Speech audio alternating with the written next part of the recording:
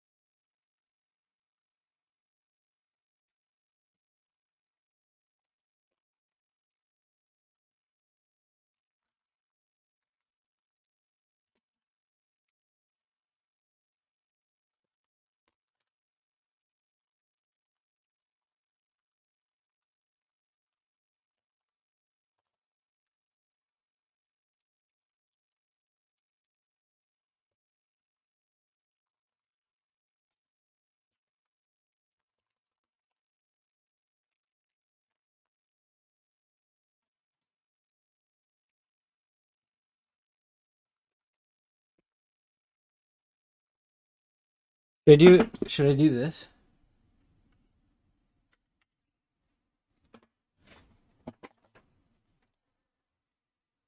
Oh yeah.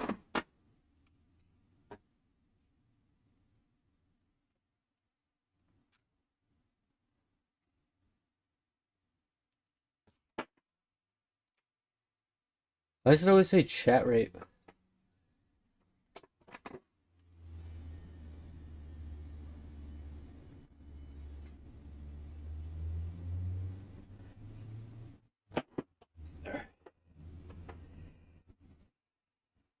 I don't give a shit.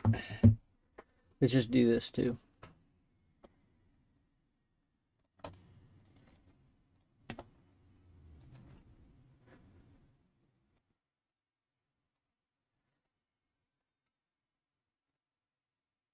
No, let's just do this.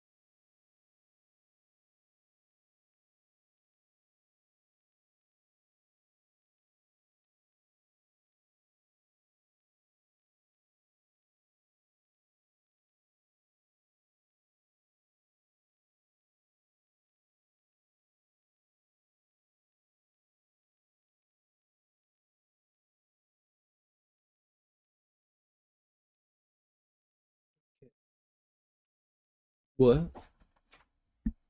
Test, test. Whatever. Who gives a shit?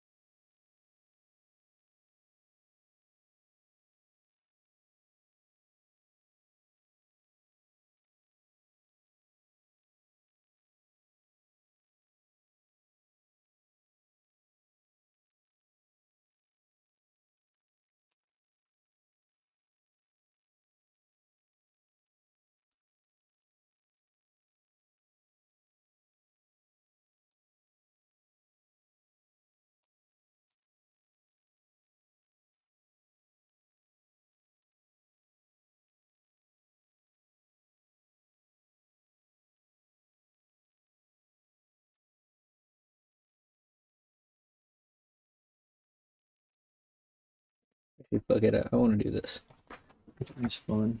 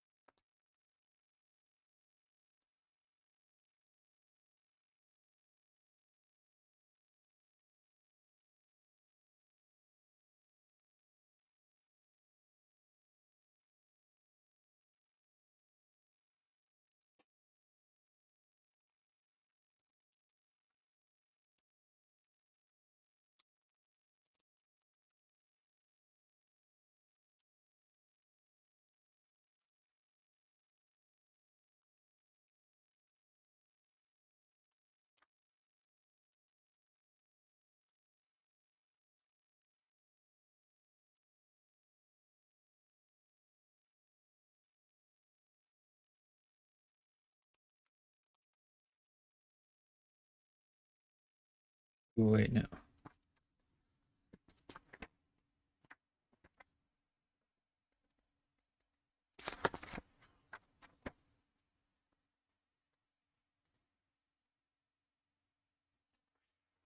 Yeah, right. Okay.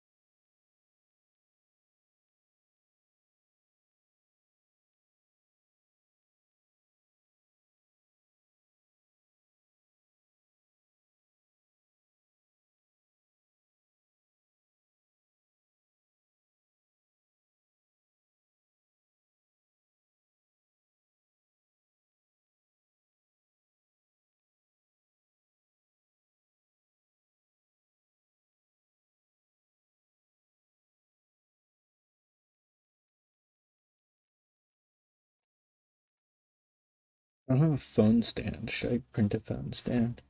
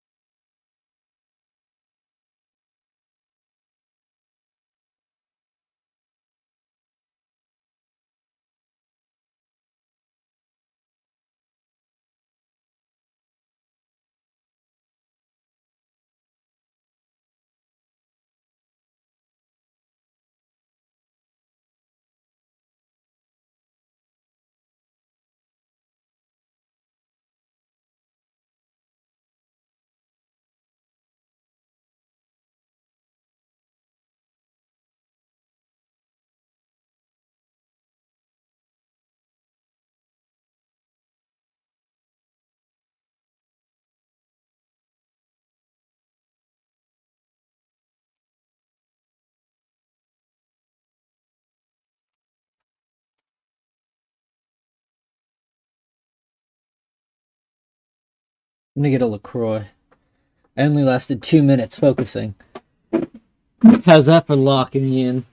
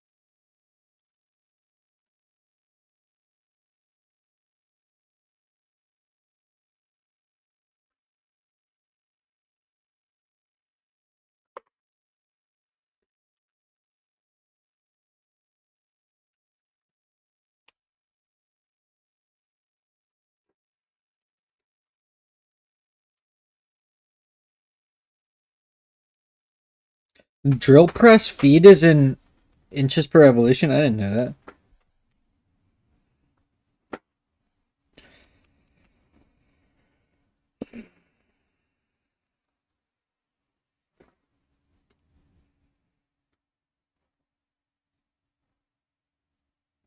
Ooh.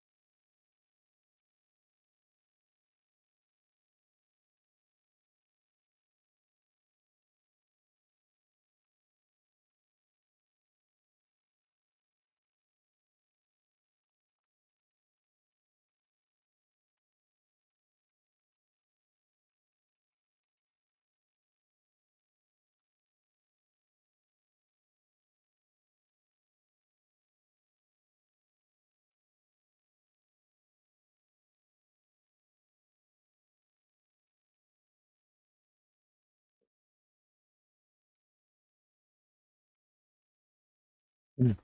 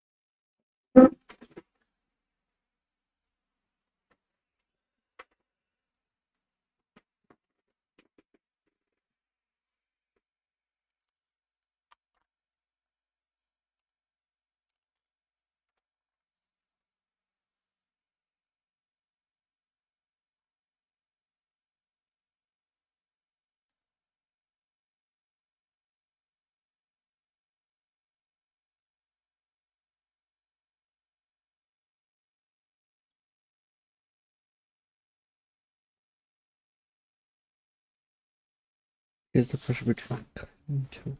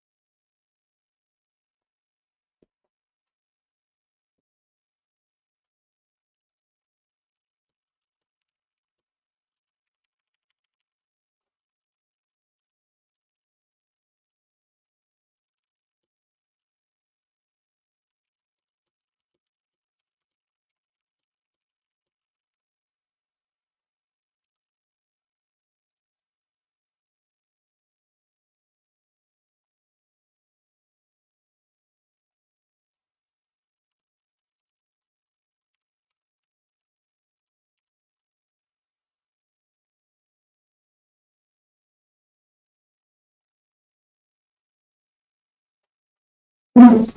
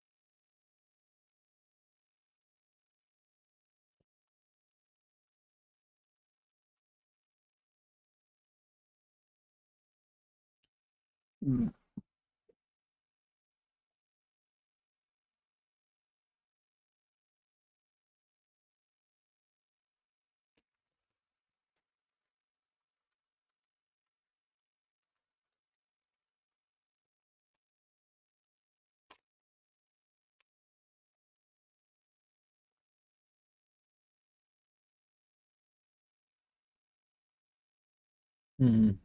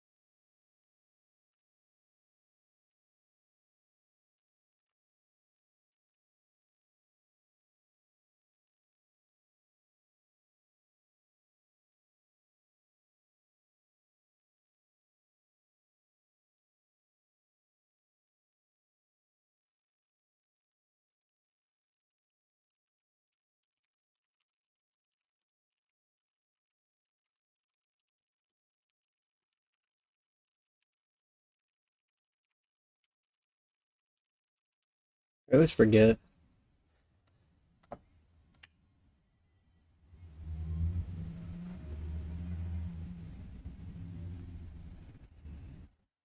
Tap is internal, die is external.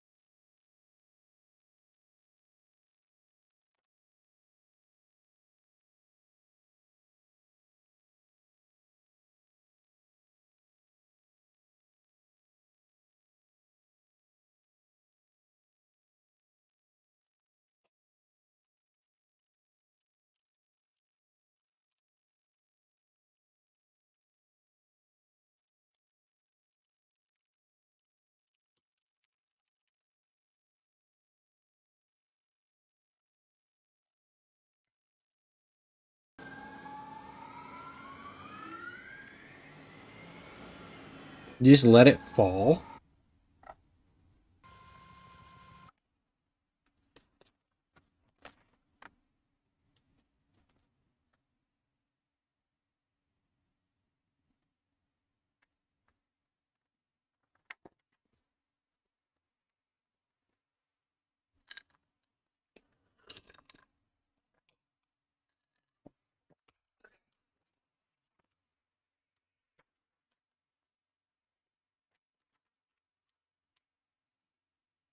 Wait, what? I had 2 pins.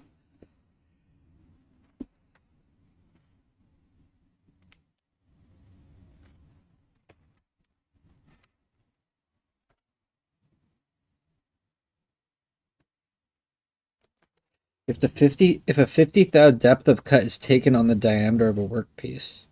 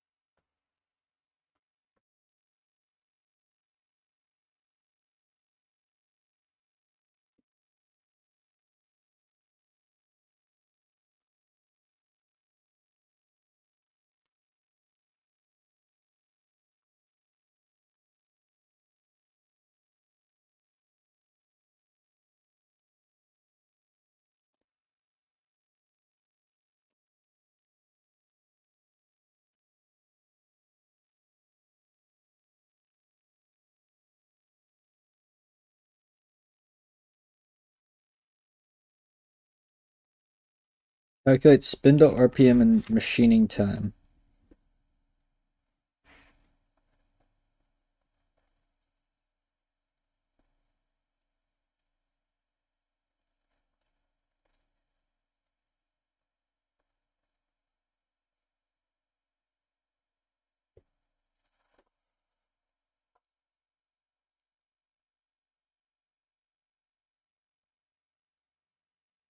So the RPM.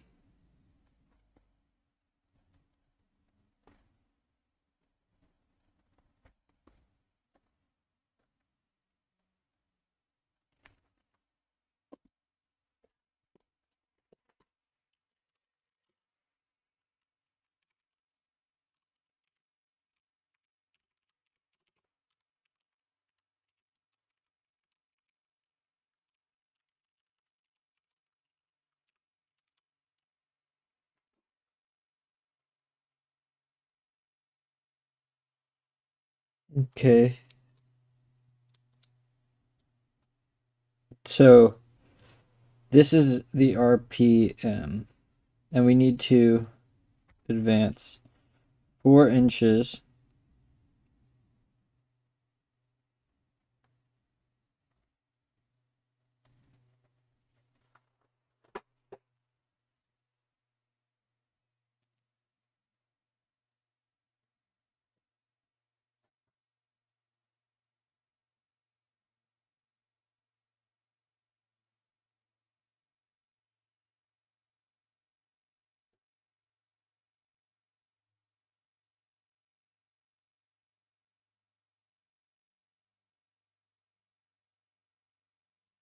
Okay, so then you multiply this times the feed in inches per revolution, which is this, which is 2.292.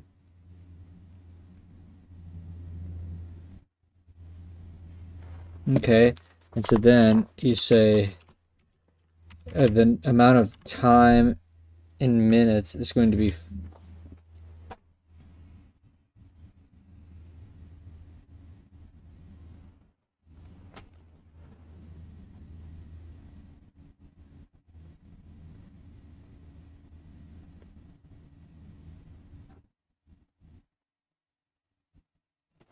it's gonna be 4 divided by this.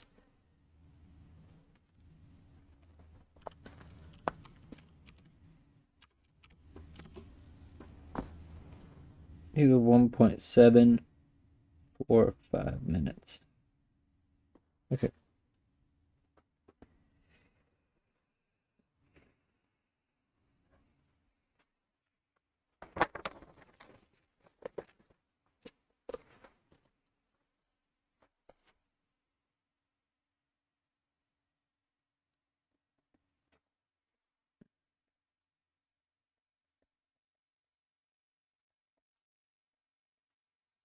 Just make sure we get the right answer.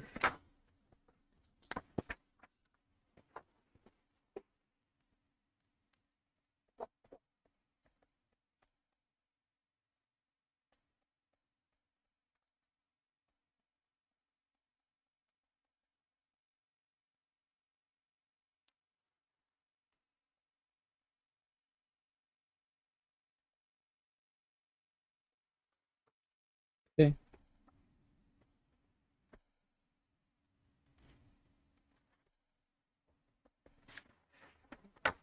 Um,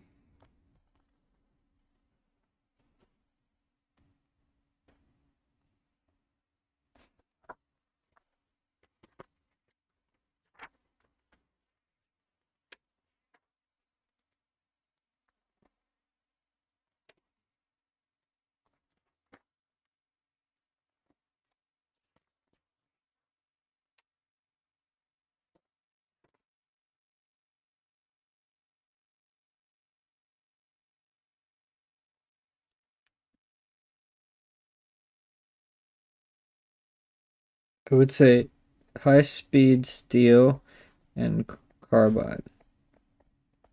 But I want to check.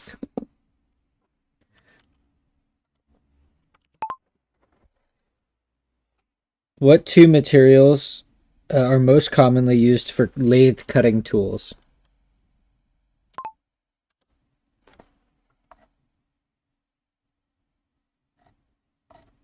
Yeah, okay. High speed steel and carbide.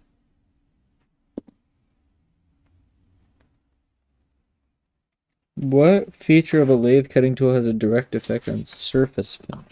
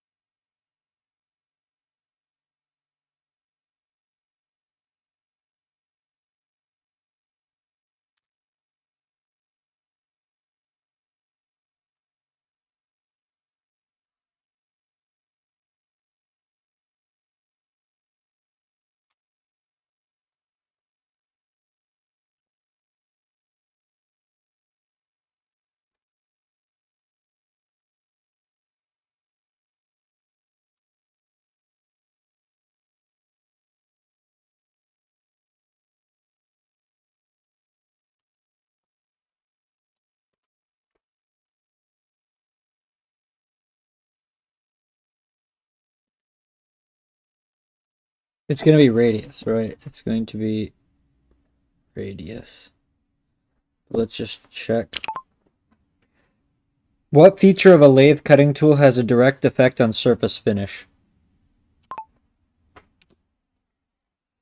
Yeah, nose radius.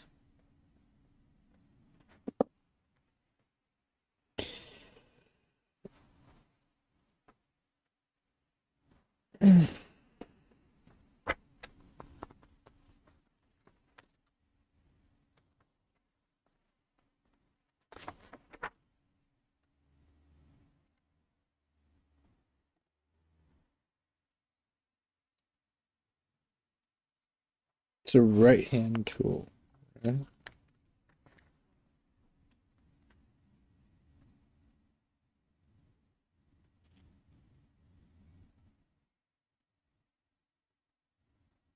Oh, it's left. A left-hand tool works well for facing operations since the cutting tool is normally fed from the outside of the work toward the center.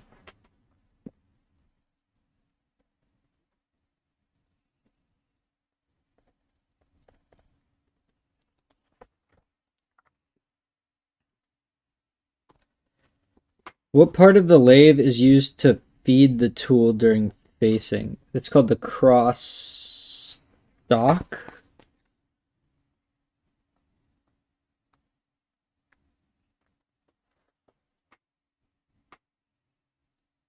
Cross feed.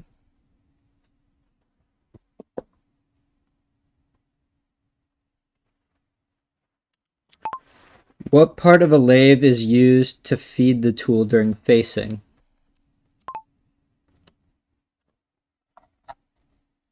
Cross feed, cross slide.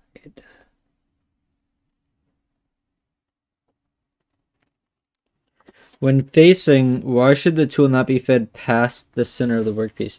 It won't cut anything.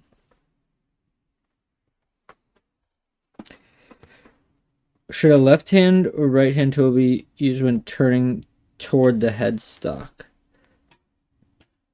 Right hand. 13. When and how should chips be removed from the work and cutting tool?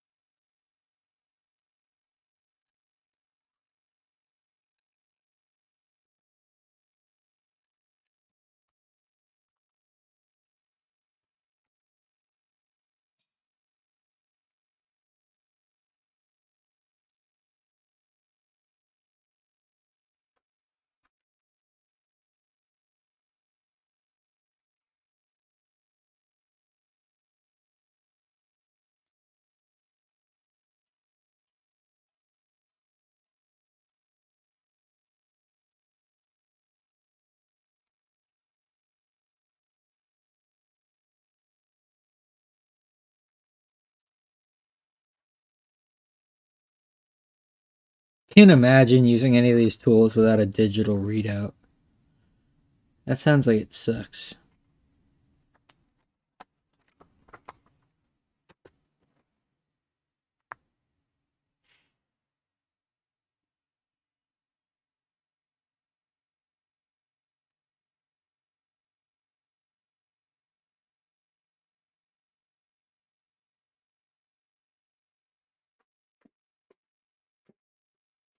Where does this say anything about chip evacuation? I don't know.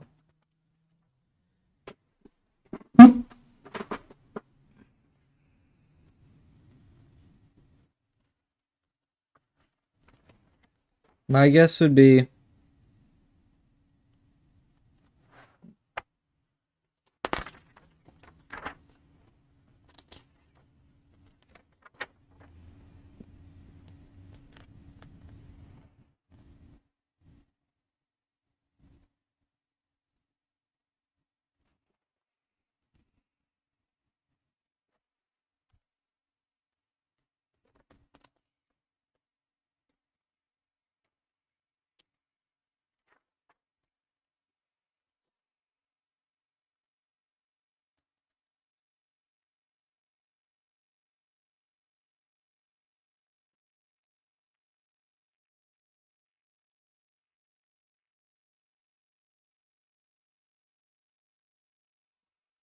Alright, let's just ask. When and how should chip... Oh my god. Yes, I want a bunch of spam. When and how should chips be removed from the working cutting tool?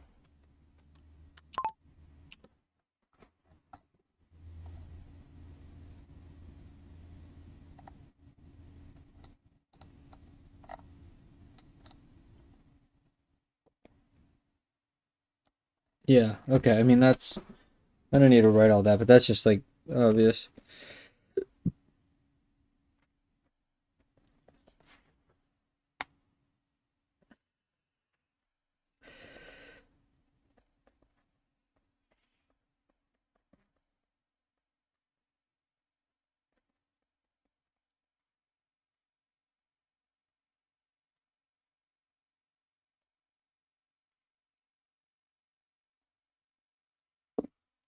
What are the two reasons for center drilling on the lathe? It's going to be to get support from the tailstock or to provide a start for drilling. Okay. 15. When drilling or reaming on a lathe, how are the tools usually fed into the workpiece?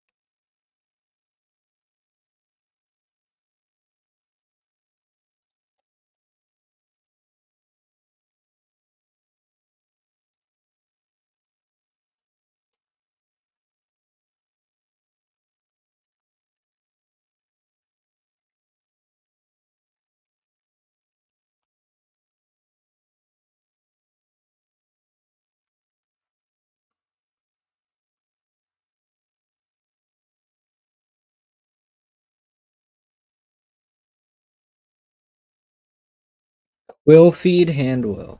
Wheel. Quill feed hand wheel.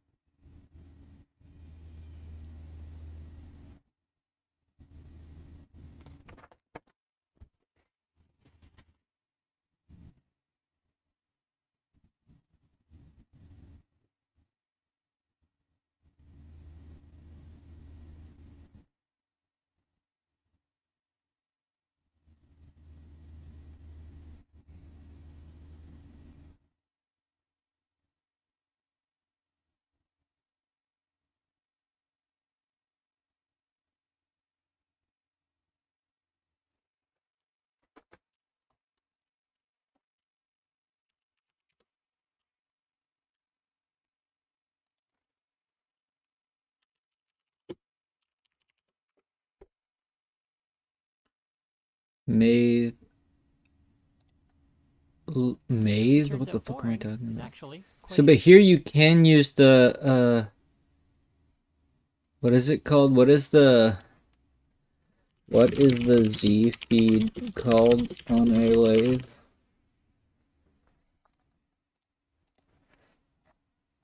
The Z feed is longitudinal, but what is it? Is that it? That's what they call it? Interesting.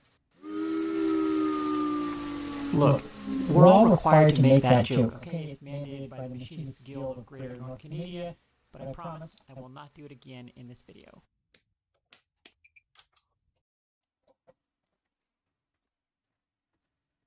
Internet. My name is Quinn, and this is Blondie Hacks.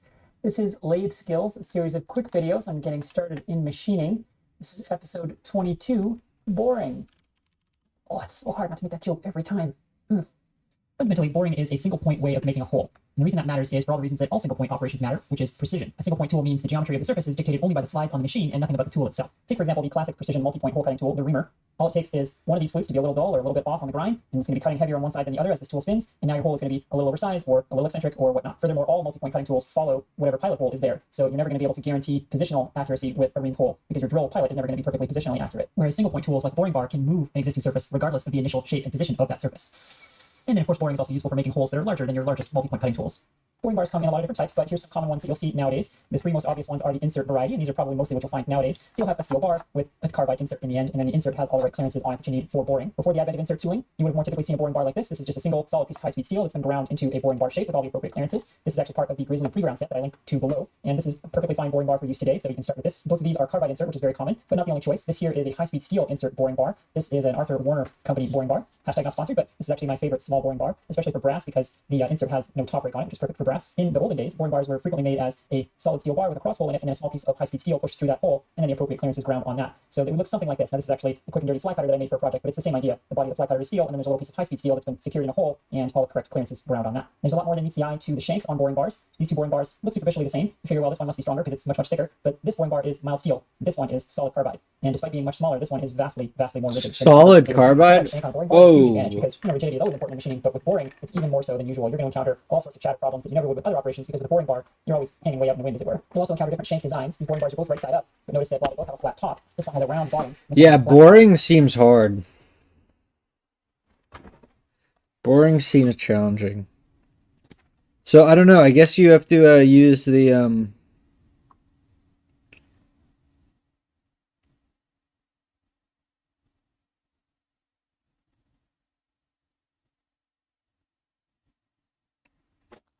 Yeah, we didn't. I don't know if I'm gonna do any boring in this class actually. The boring operations.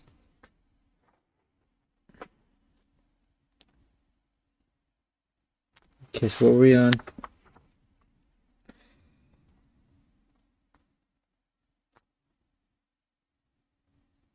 Oh yeah, but this isn't boring. This is, it's a drilling and reaming, which is, yeah, it's gonna be the quill feed. How can hole depth be controlled? That's an interesting question.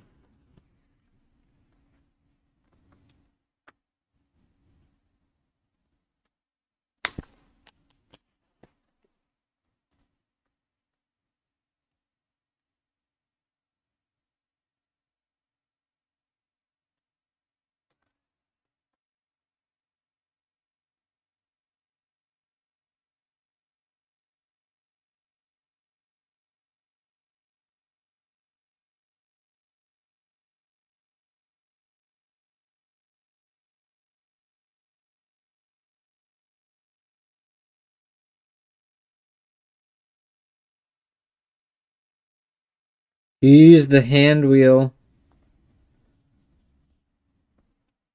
graduations.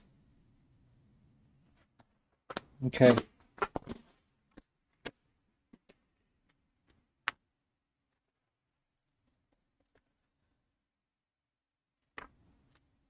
Uh, boring can do any size.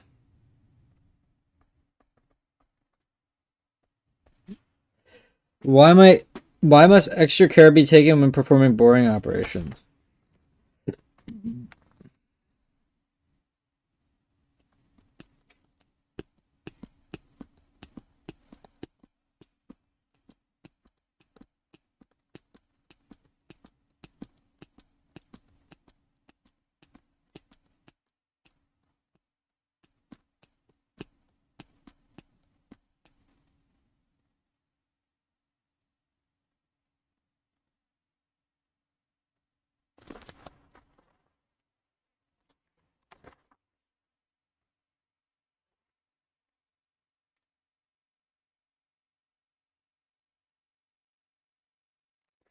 Extra care should be taken when performing boring operations since the cutting tool is inside a hole and often out of direct sight. Collision of a boring tool against the bottom of a blind hole can damage the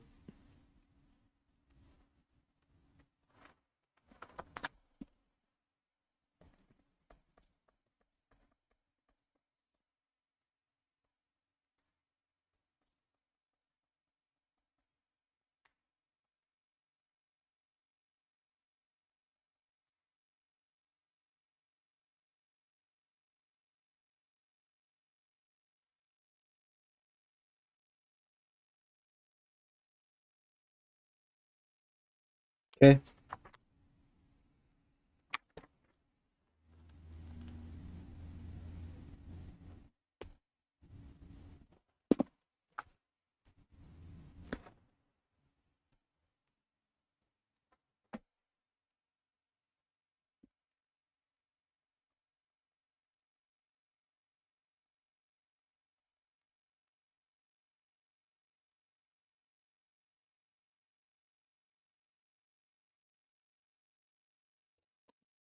How can a tap be aligned when threading a hole on a lathe?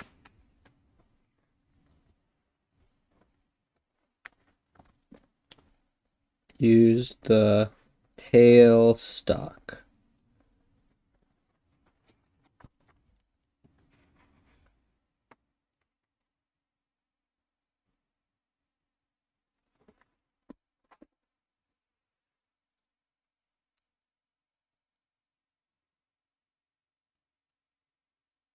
Form cutting. Shapes. We got them.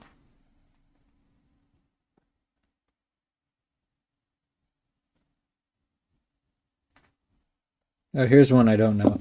How do grooving and cutoff speeds compare to turning speeds?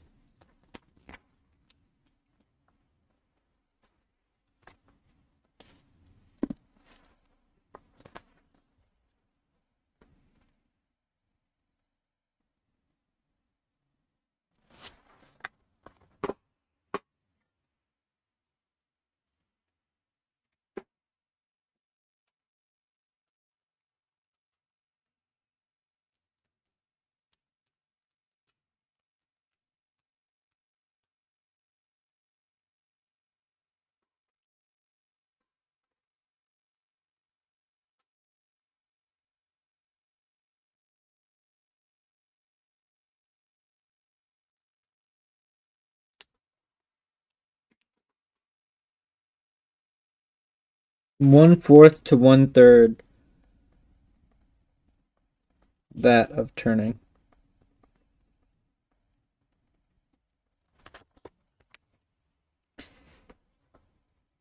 Uh, how can tool binding be overcome when cutting deep grooves or cutting off large diameters?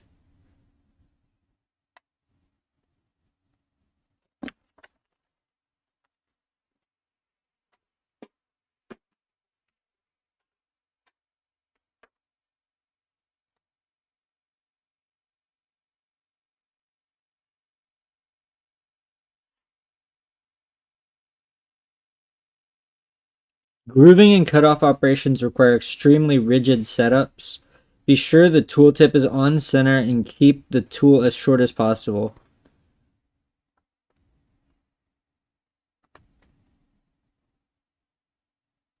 Lock the carriage. Okay, so I think it's all of these things.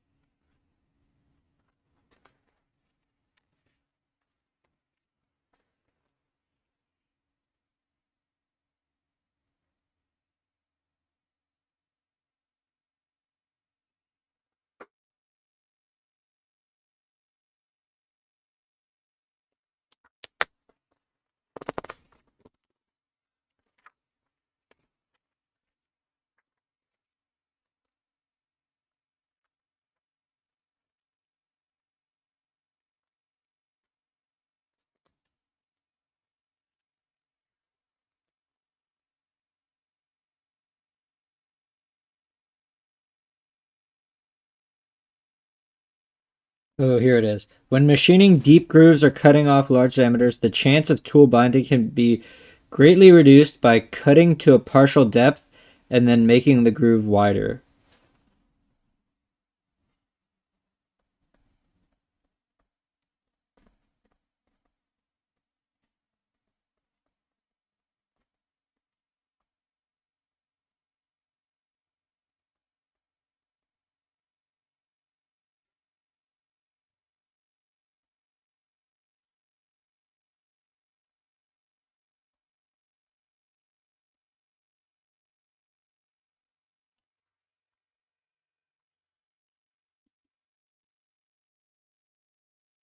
List the basic neural patterns.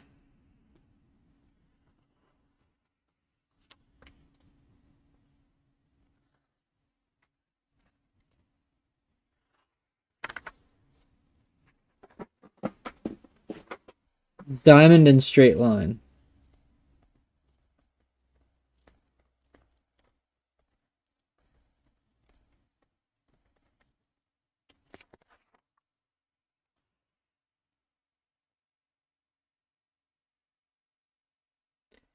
What do they call it? How is knurling different from other lathe operations? It's different because it's pressing.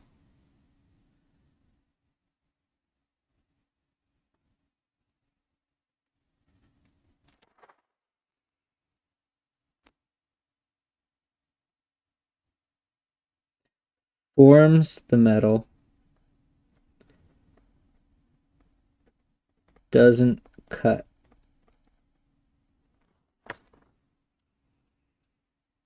And 25, last one on this section. List and briefly describe the two different types of knurling tools. I didn't know there was. Bump type and clamp type.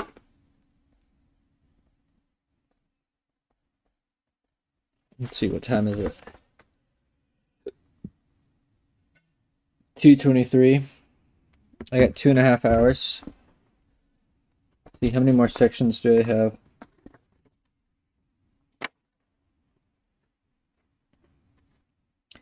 So we did saws, we did lathe. We have 3 more sections. Alright, I think we'll be good, actually.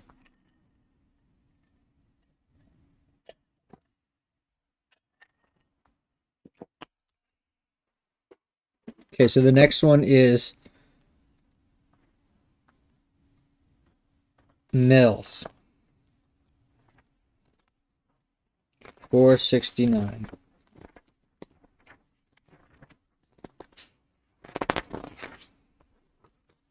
Oh yeah, we'll need to remember all these names. I feel like I know the lathe way better than the mill, to be honest. Okay.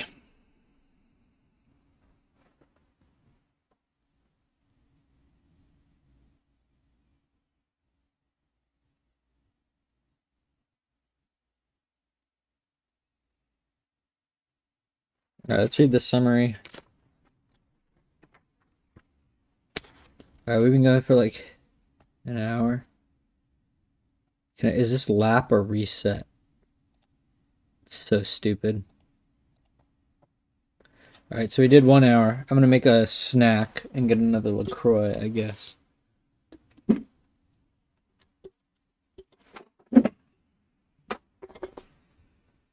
I don't know if I'm gonna have time to do review of the previous test, but that's okay.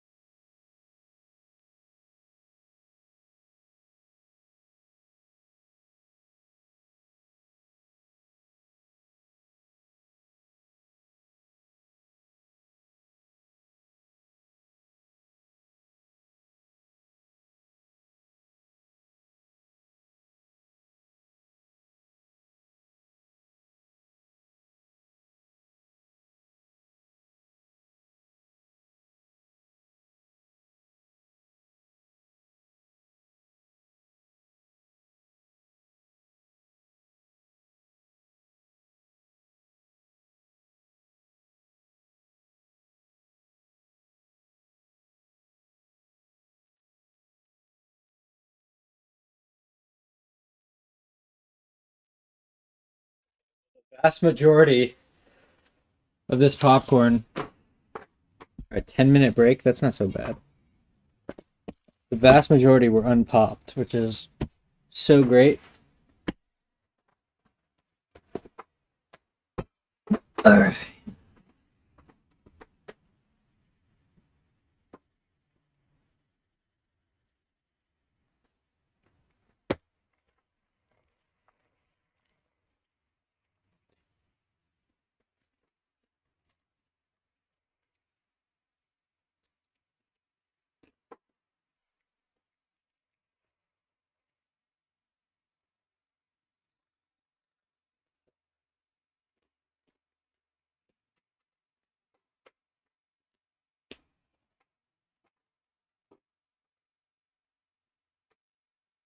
Hold on.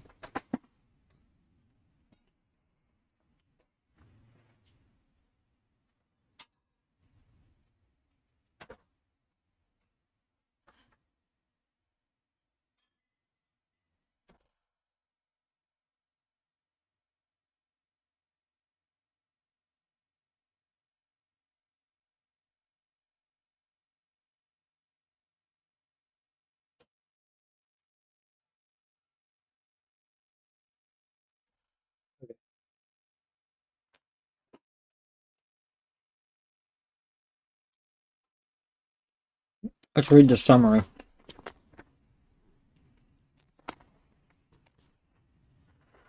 Give you one.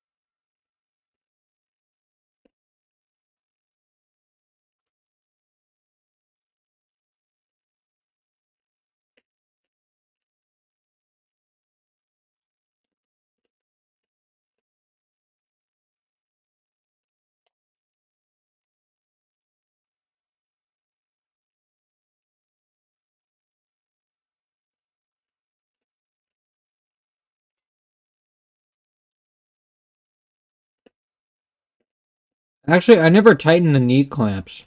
I should probably do that.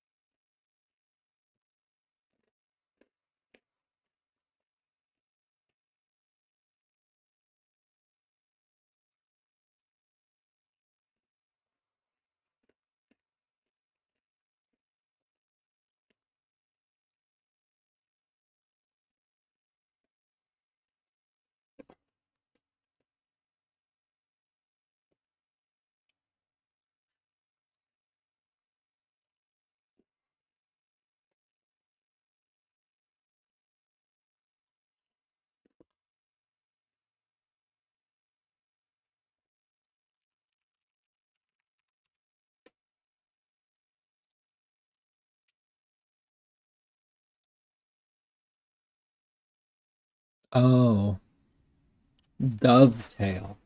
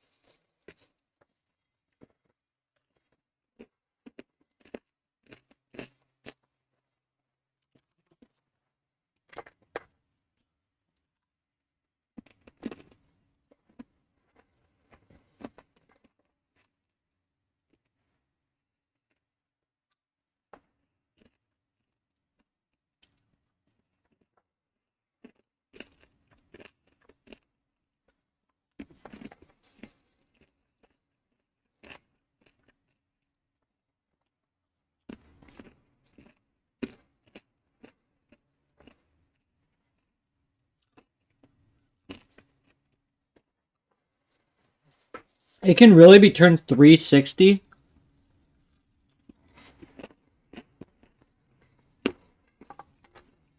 That's pretty awesome.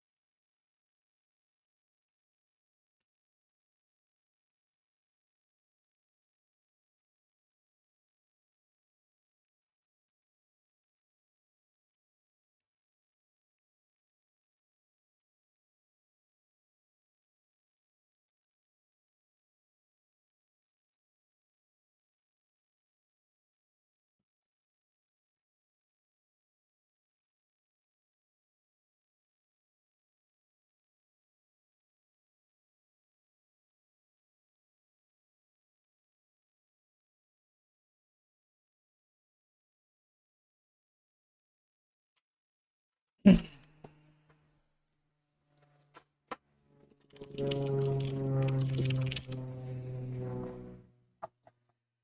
no Wikipedia page for the R8 taper. It's kind of interesting.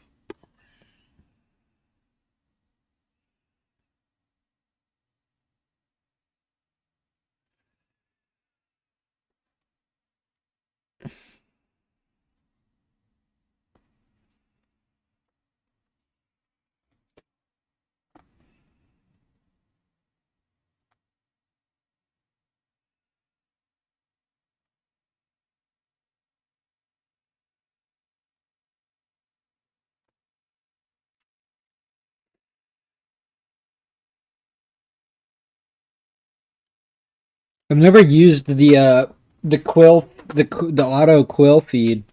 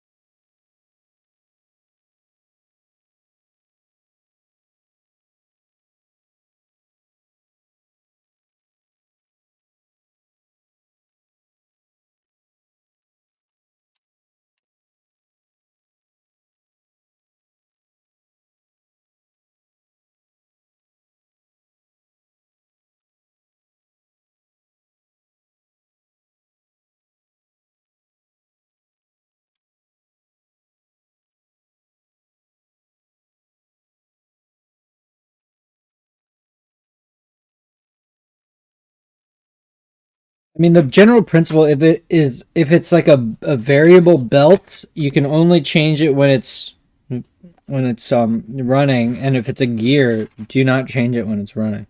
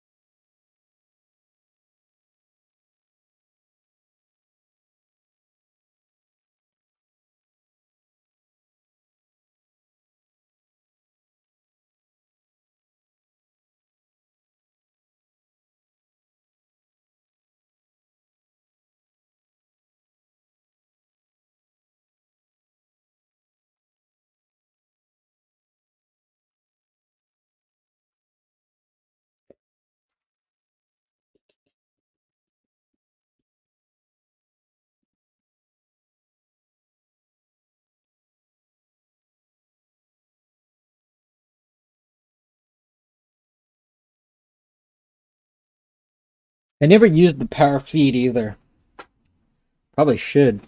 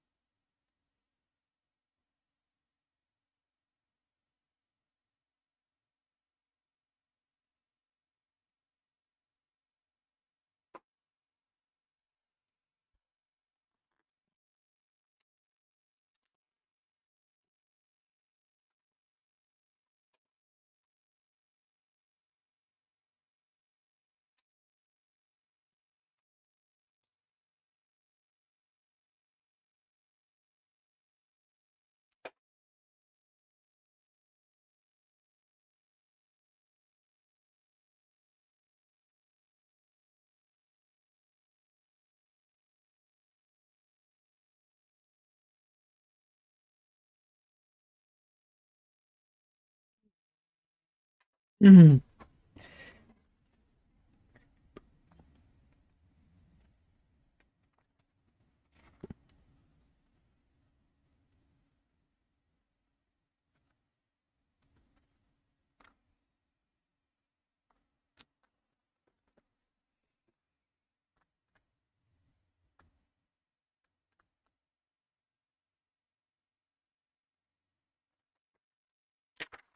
Alright, so that was like the most boring section. But at least we're...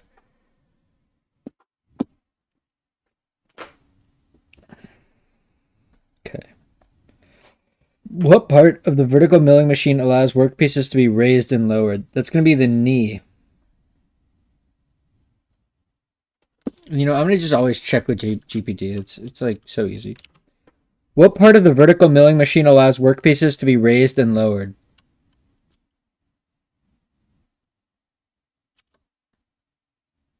Yep. Okay, 2. Briefly describe the direction of movement provided by the saddle. The saddle is the y-axis. Briefly describe the direction of movement provided by the saddle.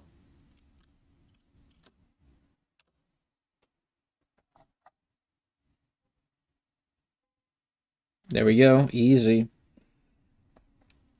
When the table is turned clockwise, the table moves away. Clockwise is going to be the positive direction, which means that we want it to go y positive. When a table handle is turned clockwise, the table moves away from the operator's position. True or false?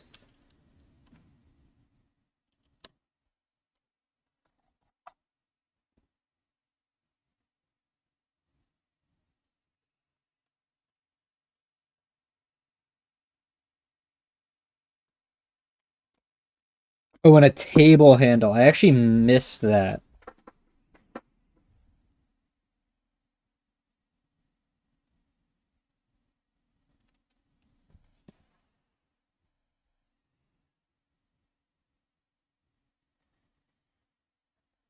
I think it's 200 thou. So question 4.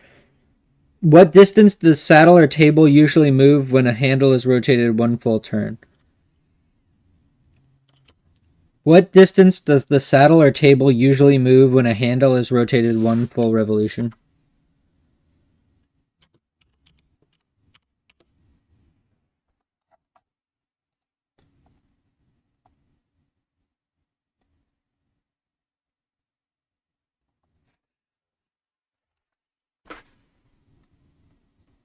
Okay, well, anyways, my book says 200 thou. So I'm going to go with the book. 5. List 3 items that should not be placed on a milling machine table. Okay, I want to find that.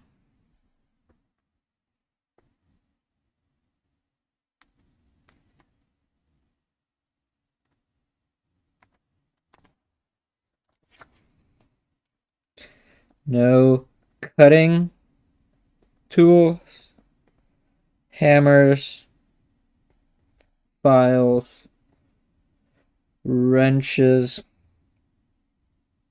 or anything rough. Rough.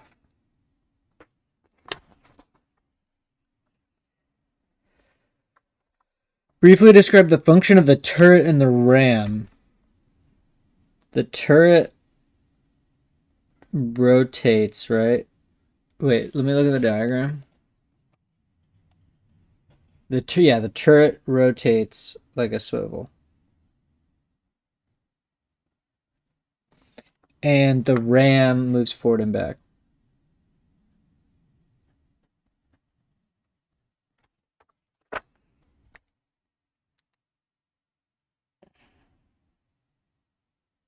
Oh, okay. So question 7 is, what is the name of the taper found in most modern vertical? It's the R8 taper.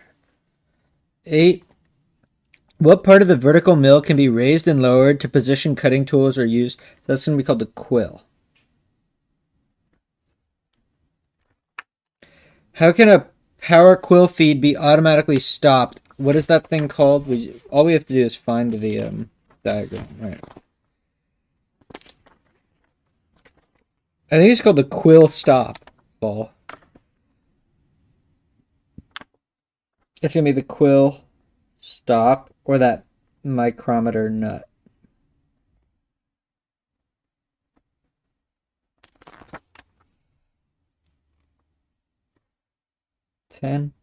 What is the benefit of a DRO? Well, it's always right. No backlash.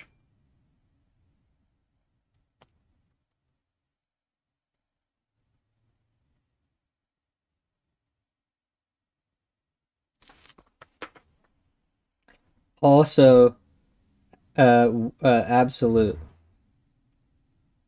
Or it's always relative, but you can use it in an absolute way. It's effectively absolute. All right, cool. We are getting along with it, brother man. God damn. Tools, tool holding. We're not going to go over this, I guess. All right.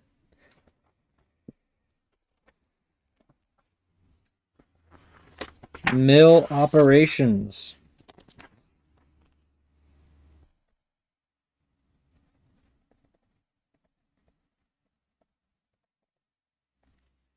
Okay, the objectives are demonstrate understanding of vertical milling safety practices, perform milling machine head tramming, calculate speeds and feeds for milling operations, use an edge finder to establish a datum, use an indicator to locate the center of a part feature, perform boring operations on the milling machine, demonstrate understanding of conventional and climb milling, demonstrate understanding of the process of squaring a block on the milling machine. That is going to be the biggest one for me for sure, because I still get tripped out over squaring a block.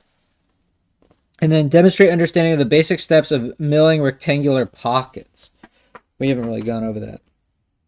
Okay, the terms are boring head, chip load, climb milling, conventional milling, edge finder, face milling, feed per tooth, inches per minute, inches per tooth, peripheral milling, and tramming.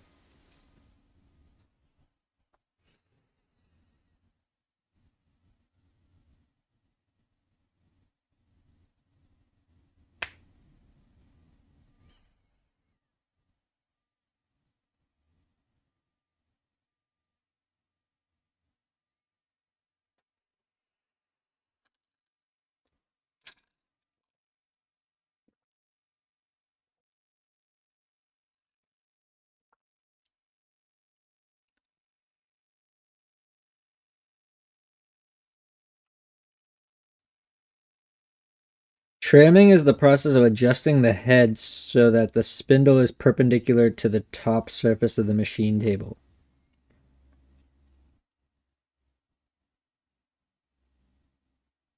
We have never done that.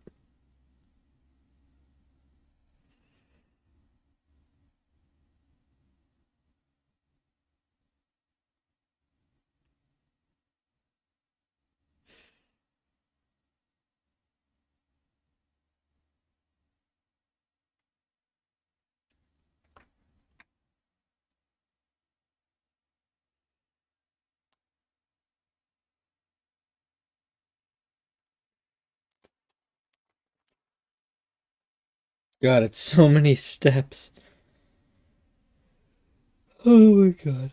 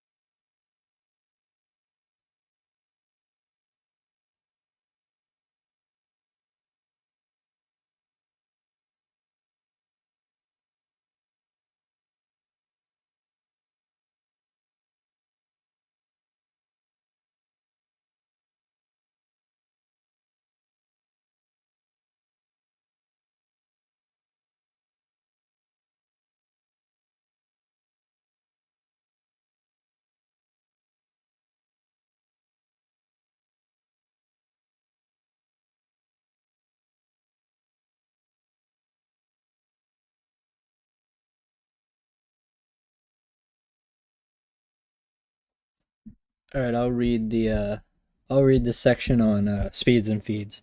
So calculating spindle RPM for milling operations is the same as calculating RPM for drill press. Um,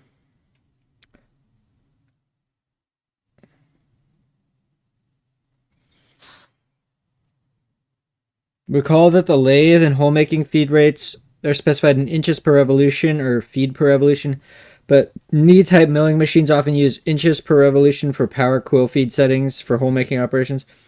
But power feeds for the table and saddle are specified in inches per minute, just like a CNC. To calculate inches per minute, the following formula is used.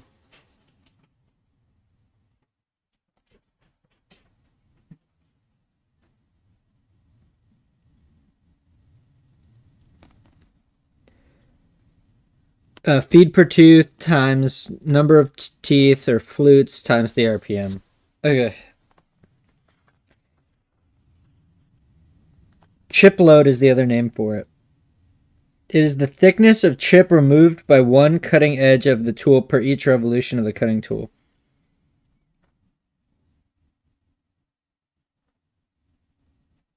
Yeah, feed calculations for mills is actually really easy.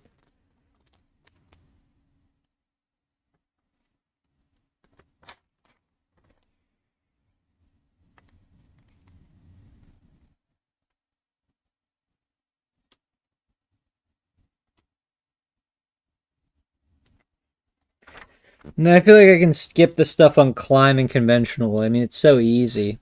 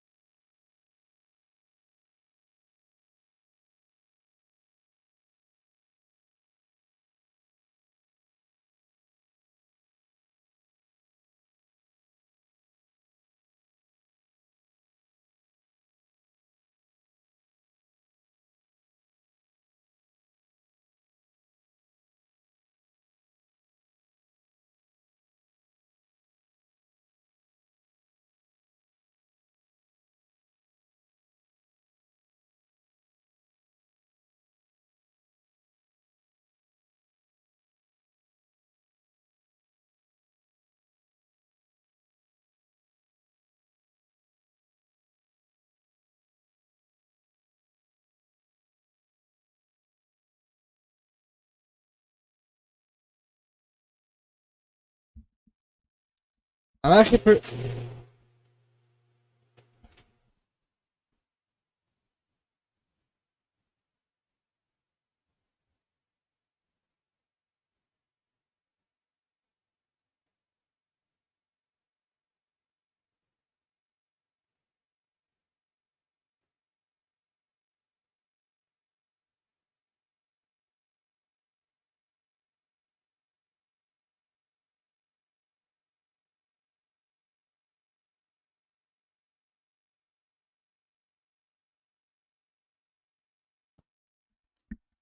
I'm actually pretty good at the edge finder now.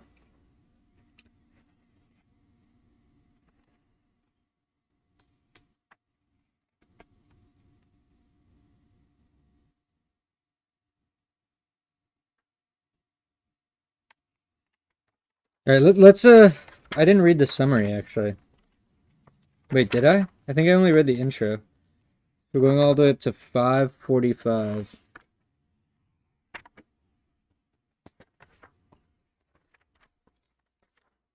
Okay, I feel like there's going to be a number of questions on here that I actually don't really understand.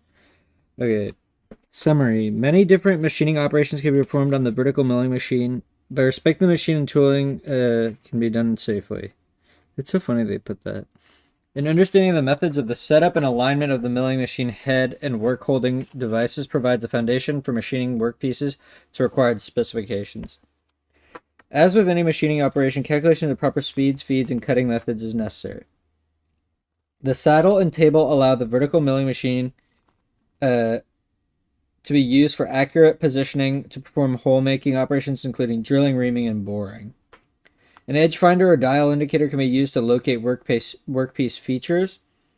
Different procedures can be used to mill parallel, perpendicular, and angular surfaces by positioning the machine head, the workpiece, or the work holding device, or using various cutting tools.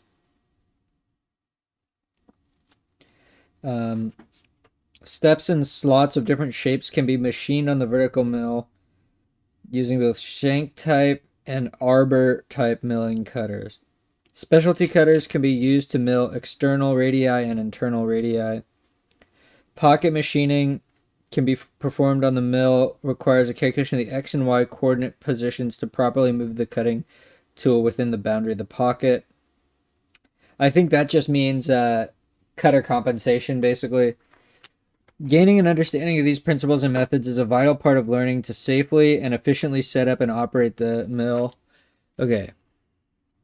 I'm going to skip the safety thing because the safety one is always boring. Briefly describe the process of aligning a vise with the table movement using a dial indicator.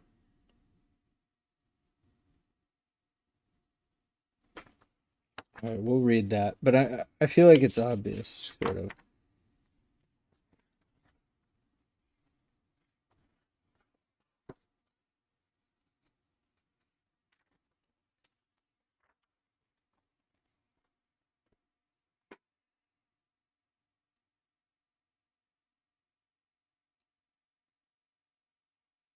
All right, aligning a vise with a swivel base.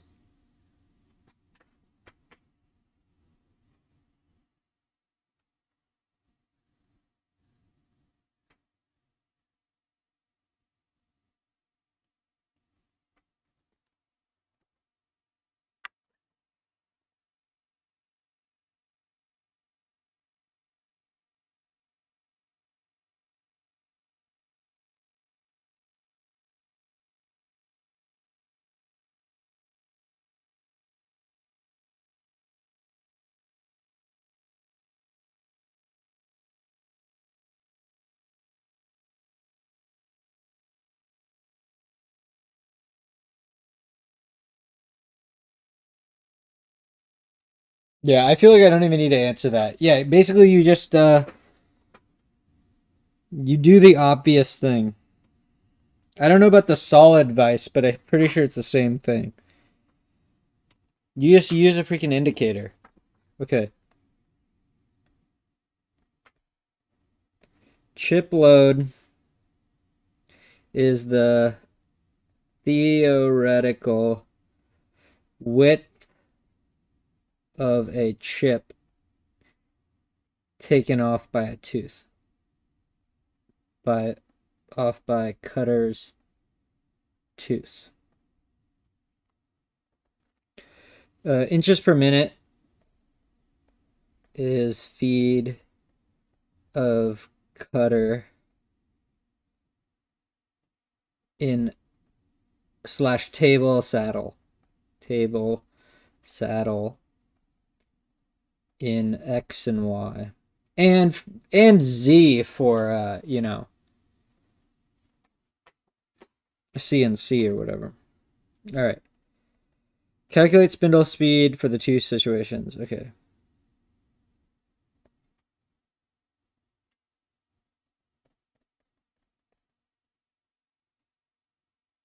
Three flute, 350 cutting speed, and chip load is 0.0015. Yeah. And we need to calculate the spindle speed and the feed. Okay, so the spindle speed is going to be 3.82 times 350 divided by 0.5. Okay. Then, so this is equal to the RPM. And now the feed rate in inches per minute. So this is rev per minute. Now we want inches per minute, and we want to multiply this by 3 flutes times 0.0015. Okay, and just put that in here. So this is going to be 3.82 times 350 divided by 0.5. Okay, then this is going to be times 3 times 0.0015 is equal to 12.033 inches per minute. And wait, what if we get rid of this? This is 2674.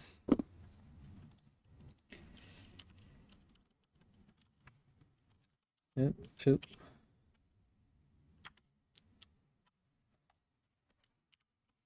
Calculate feeds and speeds for half-inch diameter cutter on a mill using a 3-flute end mill to mill 350 surface feet per minute, and the chip load is 0.0015 inches.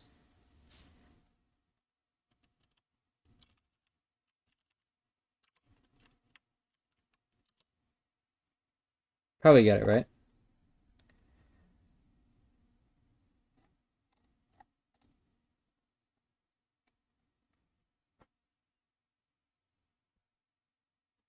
I never understood why it's 12 over pi, to be quite honest.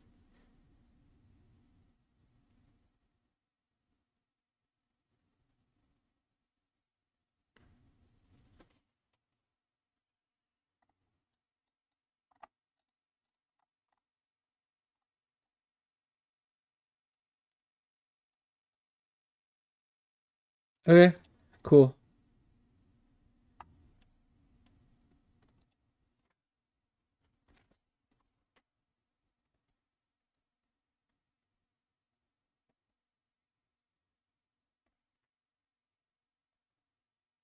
All right, use a carbide.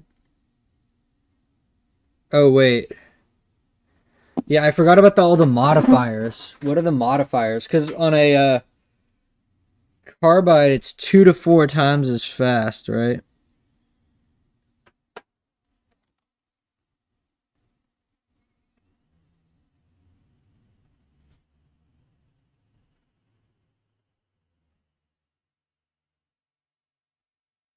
In any case.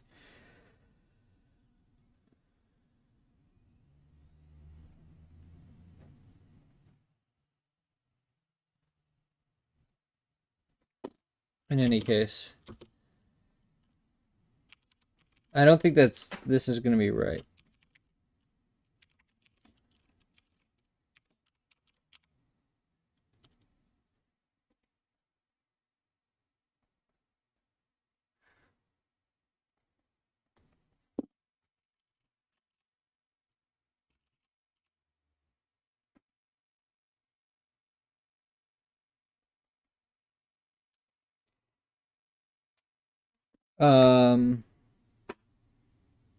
Okay. Now calculate spindle speed and feed for a 3-inch diameter carbide 8-tooth shell mill to machine tool steel at 200 surface feet per minute with a 3 thousandths chip load. Thousandths! See, it calculated the same, but isn't there a modifier for carbide? I wish they gave us answers.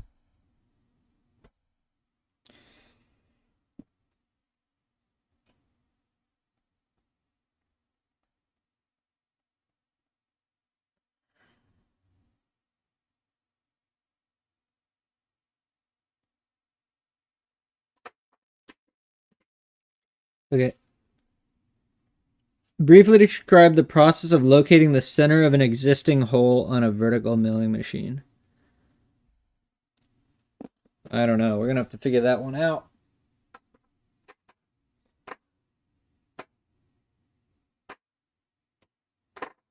Okay.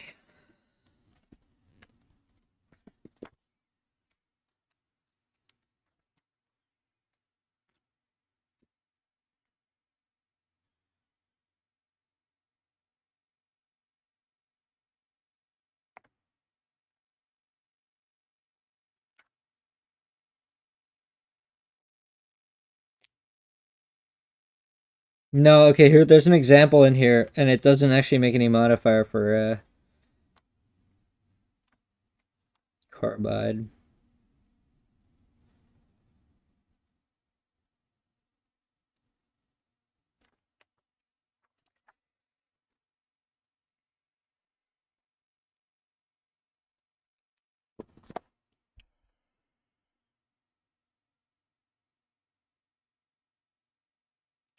If the first hole location in a workpiece is not critical, or if the workpiece does not have a reference edge, a wiggler can,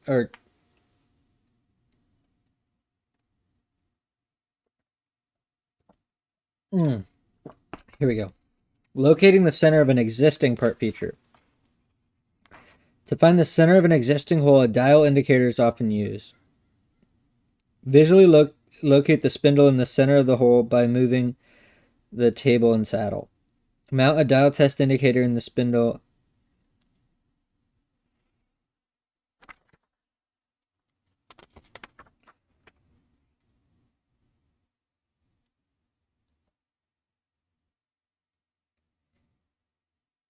Place the spindle in neutral and rotate the indicator so it is in line with either the X or Y axis, and move the contact point against the surface of the hole to preload the indicator. Wait, why don't I just mill locating center existing hole. Someone's clearly has a nice video.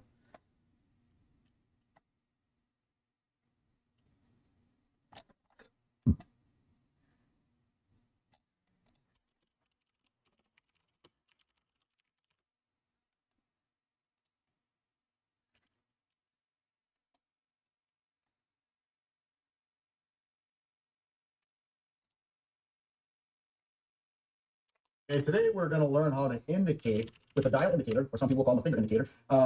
We've done working on zeros, what your zero is, what your datum, or your reference point, it's all the same, what your absolute zero is. And I told you there's a couple ways to do that. I want to do that today in person on a nice manual mill, a nice old manual mill. It's the perfect machine that I learned on back 30 years ago, and it's the ideal machine to teach on. Once you understand the concept of these manuals, you can feel that end, you can feel Here we go. You can understand I love Haast. Another Haast tip of the day. In machining, very few things are as practical as finding the edge of a part, touching off a tool, or picking up a hole. That's why in this tip of the day, we're going to be manually picking up a hole using all kinds of different indicators. Okay, so here's our part. Now, when I set my G54 work offset on the back left corner of this square stop, right, I just use an edge finder or my indicator. Now, we made an entire other video showing you how to pick up an edge. So if you need to learn how to do that, watch that other video. What we're doing right now is picking up a hole. This part is really abstract. There's not a straight line on it. It's nothing but curves. So I took one of these holes and I drilled clean through it in the first operation. So when we put this into our jaws for the second op, all we've got to do now is pick up that hole and set that as our G55. Okay, so to pick up this hole, I'm going to go ahead and grab one of these indicators.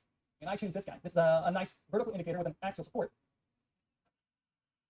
Basically, the principles for picking up this hole with this indicator can be followed for using all these other indicators. If you can follow what I'm doing right now, you'll be able to pick up any hole with any indicator. Now I'm going to jog somewhere above the part. Before I get too close, I'm going to stop and I'm going to rotate this indicator by hand. And what I want to do is tap my indicator about until the ball at the tip of my indicator looks like it's not moving. Now, if this takes a little bit of time, it's time well spent.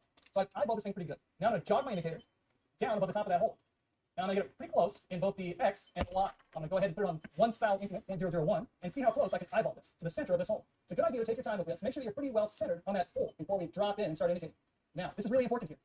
When I grab this hand wheel, I always move a few clicks in the clockwise direction rather than just grabbing the wheel and going Z negative. And there's a reason for this. If you didn't press the right increment, if you were on 0.1 increment instead of 0.01, if you didn't hit the right button or you're on the wrong axis and you move down, you could drive that indicator right into your clockwise. A few clicks first. Let's watch that again. Button or you're on the wrong axis and you move down, you could drive that indicator right into your punch. So from getting in the habit of moving clock,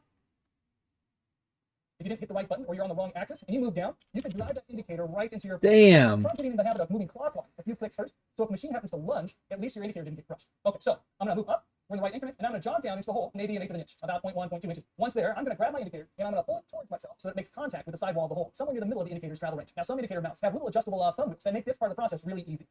Now that I've made contact, I'm going to rotate this until my indicator is following my x-axis. Once there, I'm going to zero out my indicator. Now I'm going to rotate my indicator 180 degrees and see what my numbers are. It looks like I'm off by about 10,000. So what I want to do is split the difference. I'm going to jog about 5,000ths of an inch to the right, and then I'm going to go ahead and re-zero my indicator. Now I'm going to keep doing this. I'm going to keep going back and forth along the x-axis only until my indicator needle reads 0, facing both ways, both to the right and to the left. Now, rotate the indicator so it faces you. We are now measuring along the y-axis. Jog the y-axis on the smallest increment possible, 0.0001, until the dial reads 0, matching your x-axis readings. Now we're going to repeat this whole process over again. We're going to check the axis, make sure they're even, and then we're going to move the y-axis until it reads the same as your x-axis did. We're pretty much done. Oh, I want to do that. I feel like I need to just do that by myself, and then I'll understand it. I haven't done that yet. The backside looks like the y-axis. It looks like we're done. I can rotate the indicator all the way around and see that the needle is staying right there at 0. We found the center of our hole. The center line of our spindle is now directly above the center of our hole. At this point, don't touch anything. We're going to go to the work offset page, and I'm going to go to G55. I'm going to press part 0 set to set my x-axis location, and part 0 set again to set my y-axis location. Okay, we're done. Let's go ahead and pull out this indicator, and we'll just start explaining some of these other indicators that we could have used to do the same thing. Well, Hey, okay, the real test, guys, let me just do an aside here. Okay, somehow my encoding is overloaded, even though I'm doing nothing. I'm getting ready to buy a new computer. I really am. Okay. The way to tell if a company is real. Let's go to Haas's website. And let's go to machines. And, okay, great. They give you, first off, the first thing is, do they say how much their shit costs? Because here's how you know a company is fake and they don't actually sell anything. And they don't actually make anything. Let's go to,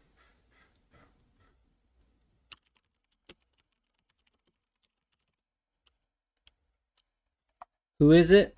Illumina? Okay, you go to products. Sequencing platforms. Got it. Okay, let's go here. Speak to a specialist. Oh, so you won't even tell me how much it costs. Because you don't make it. You don't actually make this thing. This thing isn't something that you're like a fraud.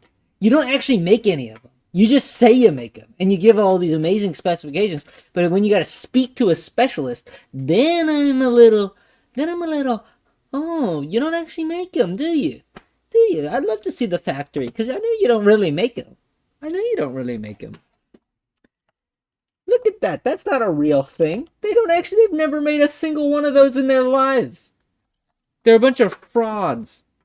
Oh, I'd love to see the infographic of the product that doesn't actually exist. That's how you know that a company is fake. If a company tells you, look, we know it costs a lot, but we're going to tell you the price because we actually make them and we actually want you to buy them.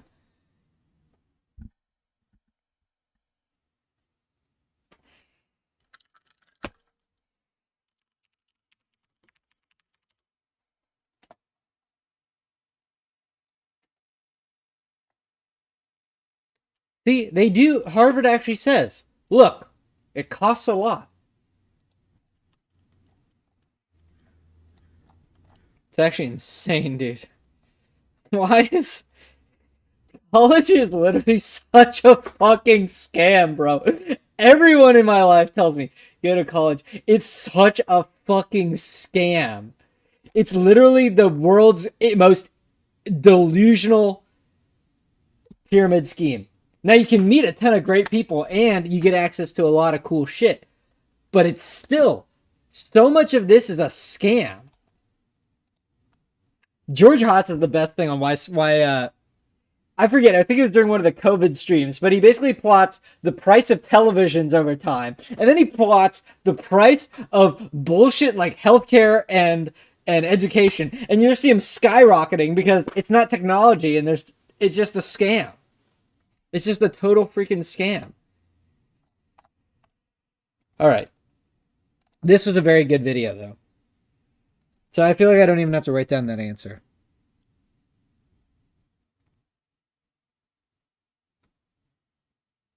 Boring. It's the same. Boring is okay. So the question is 7. What are 2 benefits of boring? It doesn't follow the pilot and can be any size.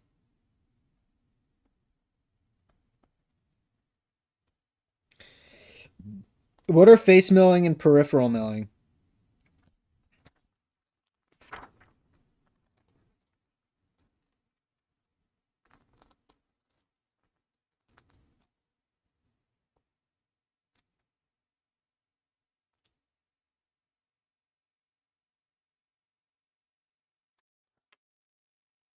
Oh wait, let's go back to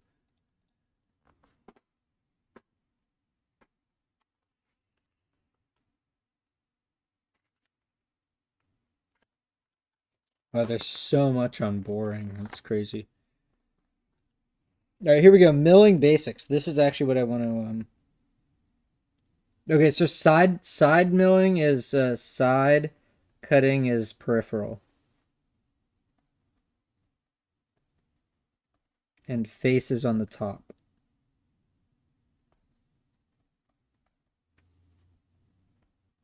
Oh, and uses the face of the cutting tool.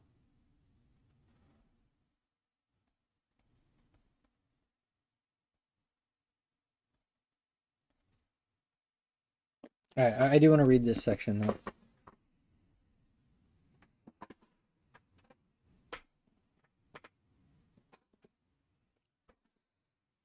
Speak to a specialist, my ass.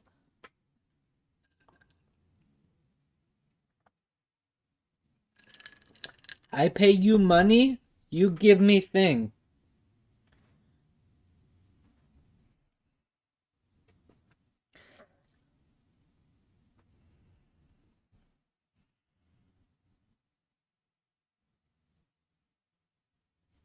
So when they say peripheral milling, it's really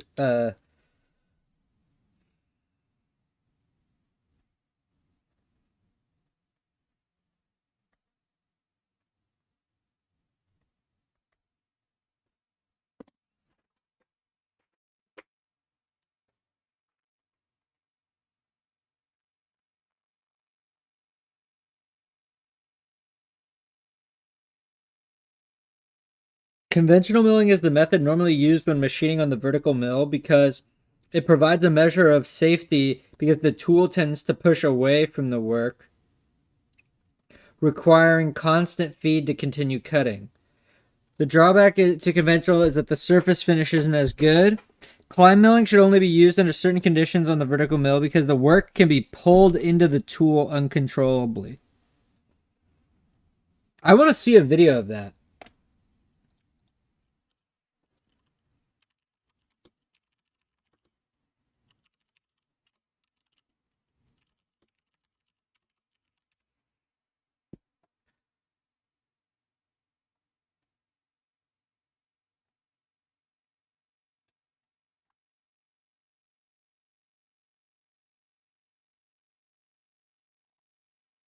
Surely there's a video somewhere.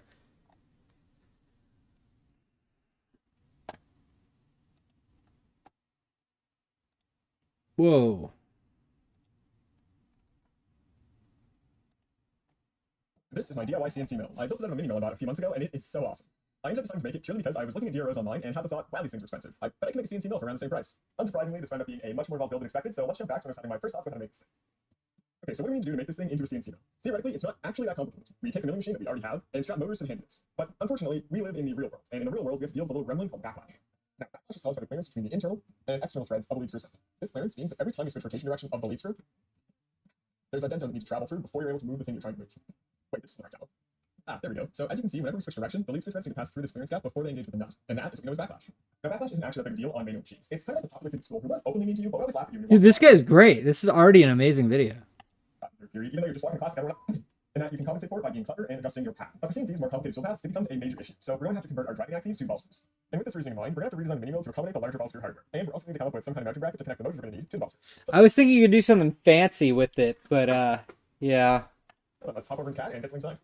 Okay, after a few hours in the CAD model, here's the plan. We're going to try to use these standard ball screw supports as the base for our motor mounts to hopefully save us a little bit of time and stop us from needing to machine any variant interference fits. To connect the motors to those, we have two main designs to work off. There are two instances of this style bracket that adapts to standard variant blocks, one for the X and one for the Z. Then there's this plate here, which is slightly unique to prevent interference with the X travel. As for the connections of the ball nuts themselves, Should we do something hedonistic and go to McMaster and look up ball screw?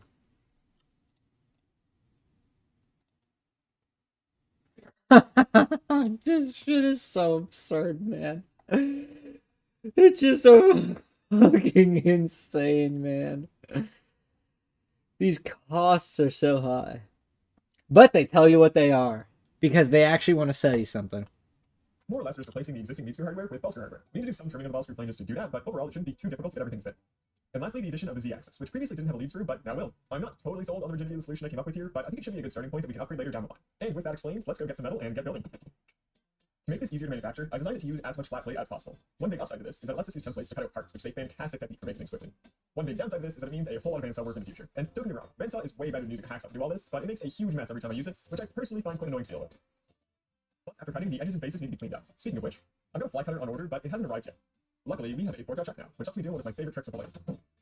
Okay, granted, it's not really a trick, but there's something very satisfying to me about using a lathe to make non-round parts. It feels like it's breaking some kind of rule.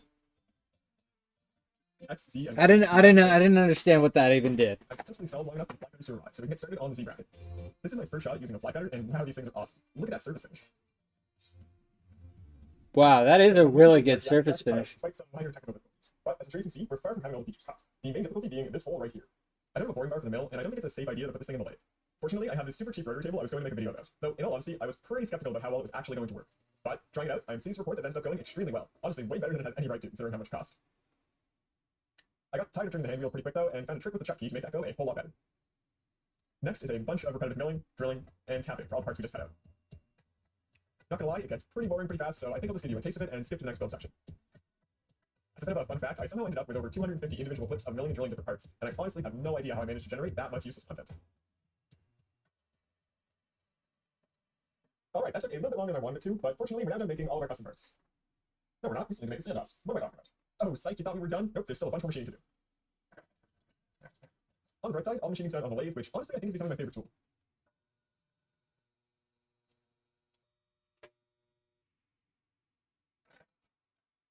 Okay, now we're done making all of our fellow custom parts. I'll tell you what though, making 12 of almost the exact same thing on the lathe gets me thinking about another project we need to take on. So we have a bit of a good news, bad news situation going on here. The good news is we've made a lot of progress with some of these parts. The bad news is we've reached a point where I can no longer avoid dealing with modifying these ball screws. In order to get these to fit, we're going to need to cut down the flame juice, but to do that, we're going to have to take the ball nut off of the ball screw, and if we're not careful, all the ball bearings inside this thing are going to fall out and ruin our day. I just reprinted this little tube thing that's threaded that onto to hopefully prevent that from happening, but we'll see if it actually works. Here's nothing.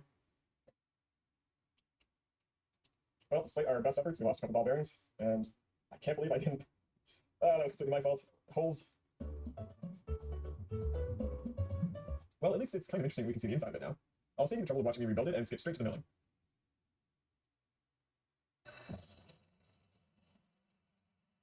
Okay, be honest. How many of you folks were screaming at your computer telling me that this thing is hardened and I wasn't going to be able to machine it? I guess that means we're going to be switching over to abrasives, which unfortunately... That was insane, dude. This guy is sick.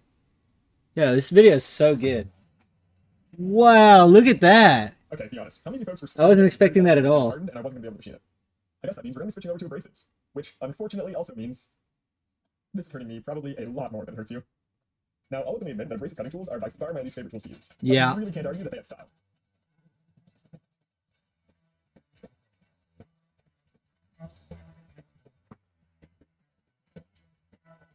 So our ball screws and ball nuts cut down to size, and that means all of our parts are done. Next up is disassemble and modify the mill.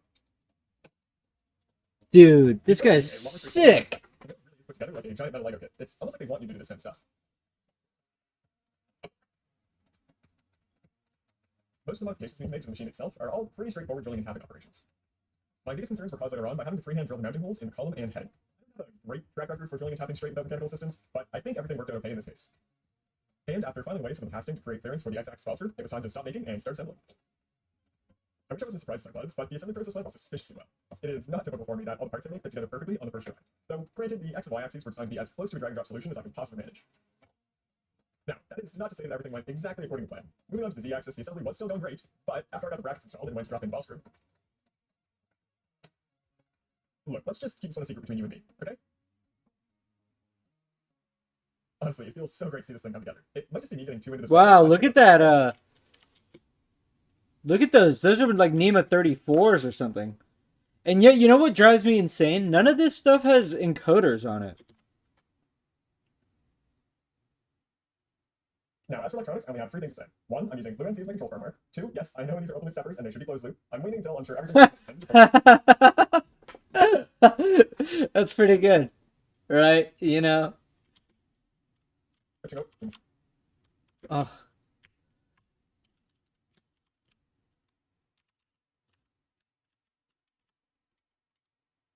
God, Firefox is so FluentNC is my bad. control firmware. Two, yes, I know these are open loop steppers and they should be closed loop. I'm waiting until I'm sure everything is working as intended before switching over to more expensive hardware. And C, wiring things up and writing config files is super boring, even for me. So why don't we just skip to when this is done? Sound good? All right. Wait, he's using an ESP32? What is that firmware? Or controller? Now, as for electronics, I only have three things to say. One, I'm using FluentNC as my control firmware.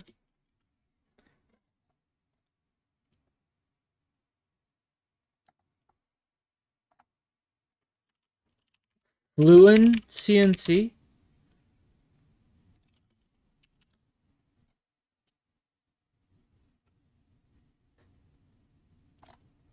What is that?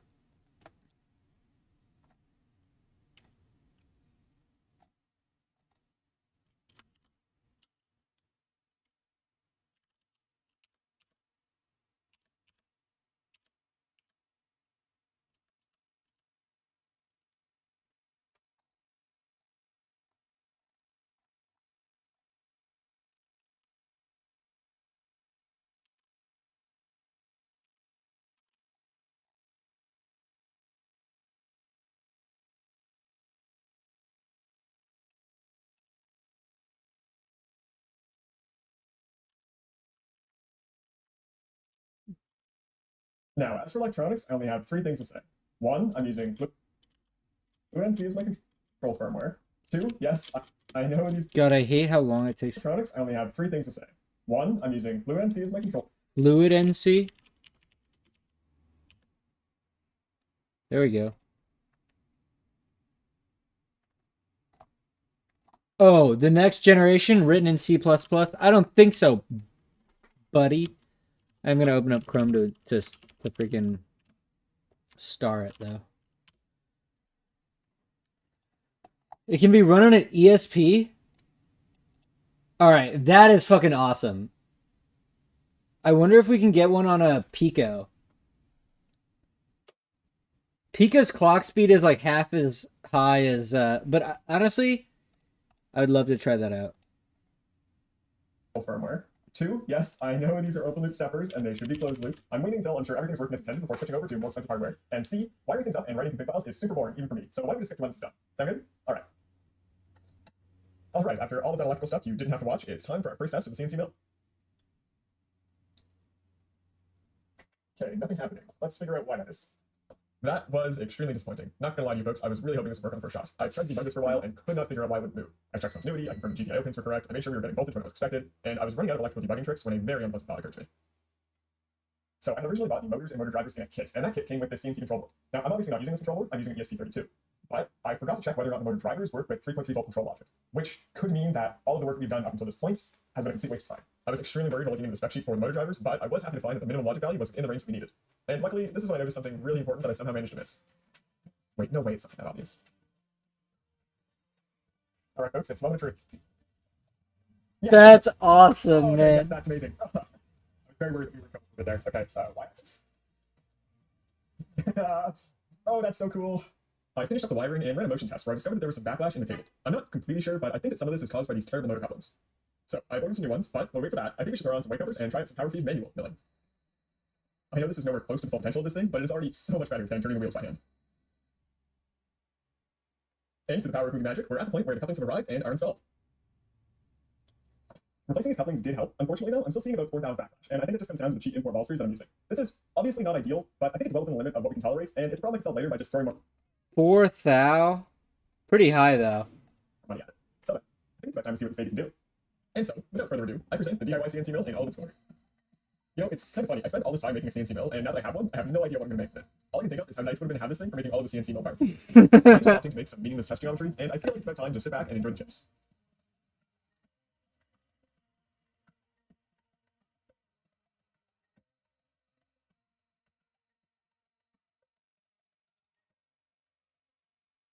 This little test piece came out Dude, this video is so sick, man. You gotta give comments because I want people to give comments to me, so I share the love. But that video is actually so good. Like the editing, everything. Oh my god. I want one. I fucking want one, bro. Okay.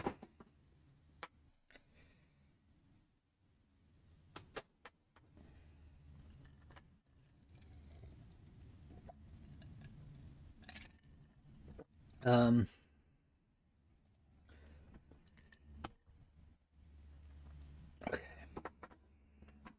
Okay, let's read this squaring a block thing.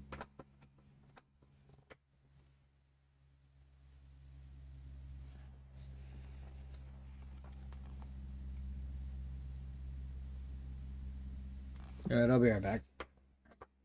Let's see, what time is it? Oh my god, it's already 3:45?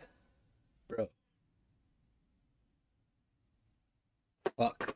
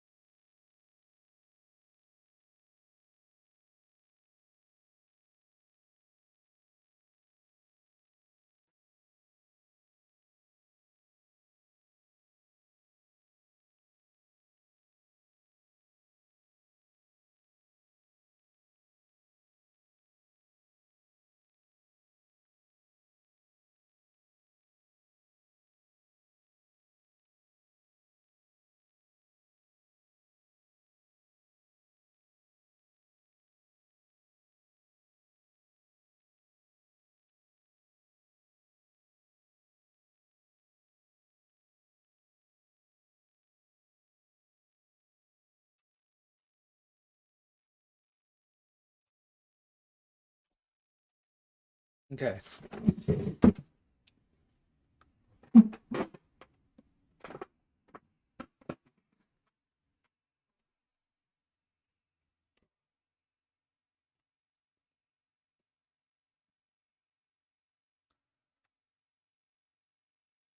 I want to watch a video.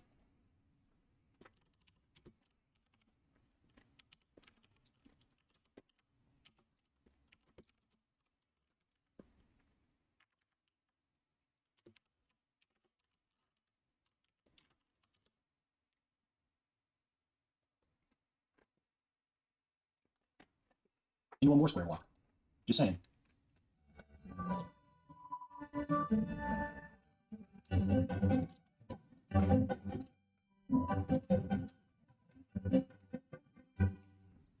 Before we take this over to the mill, and I'll be squaring this in the mill, though what we'll be doing is applicable to any machine really, more a philosophy than a milling technique. Let's talk about what square means. What is square? And does it also imply being flat? Does square perhaps mean being perpendicular? Yes, it does. It's literally the definition of it. Now, this isn't technically square. It is sharp, though. Dang, it might look pretty close, but it's right off my saw. Now, typically, you want to do this as fast as possible, the least number of steps. It's not that big deal for a home gamer, but you probably want to get to making your part instead of setting up your sock. In this universe, blocks have 6 sides, so 6 strategically executed cuts should bring this into square. Now, depending just how square you need it, or depending on your machine and how sloppy you are, it might take 7 or 8. Like you do 6, it looks square, you check it on the surface plate, you find a face or two that's out of whack, and you've got to recut it. Generally speaking, 6 cuts should do it. Basically like the 5-point palm exploding heart technique with another point, or a face, technically. All right, my wife just stepped out. I grabbed her little GoPro. We'll get the shot and get this back. It'll be like nothing ever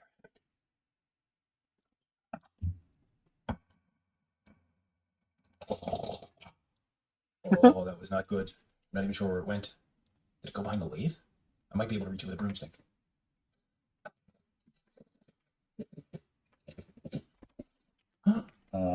Welcome back to the shop. Now, this wouldn't be a this old Tony flick if I just cut right to the chase.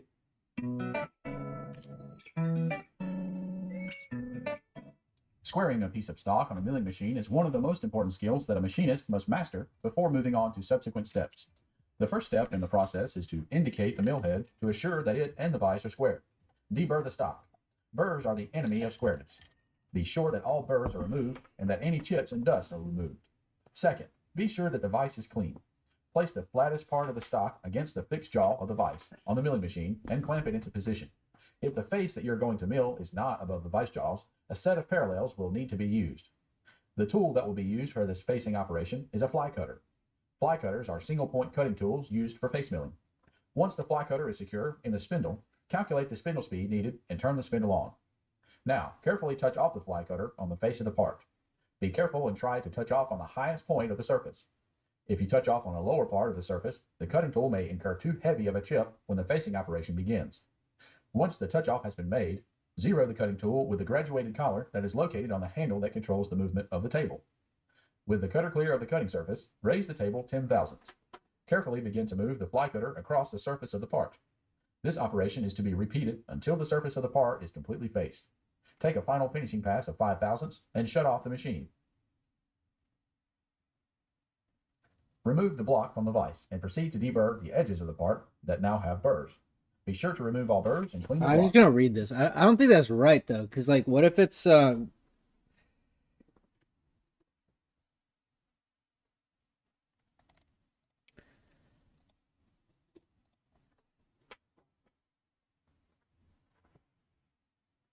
right. Squaring a workpiece means machining the sides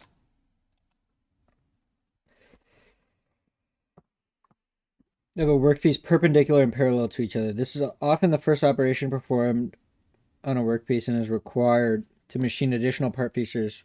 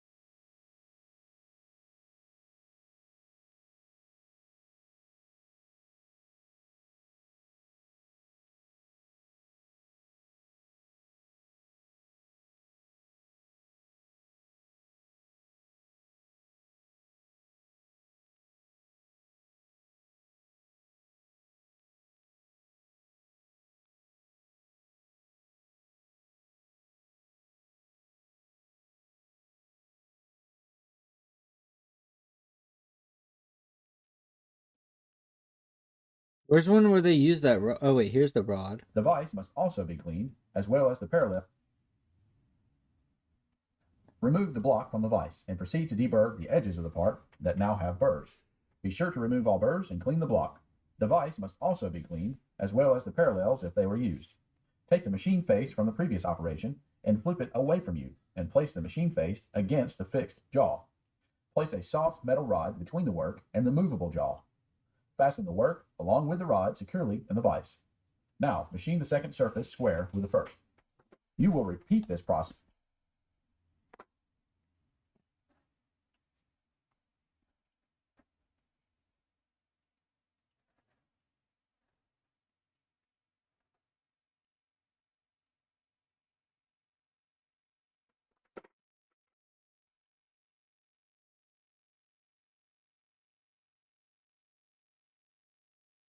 Okay, now I can rotate it this way. So then now it's like,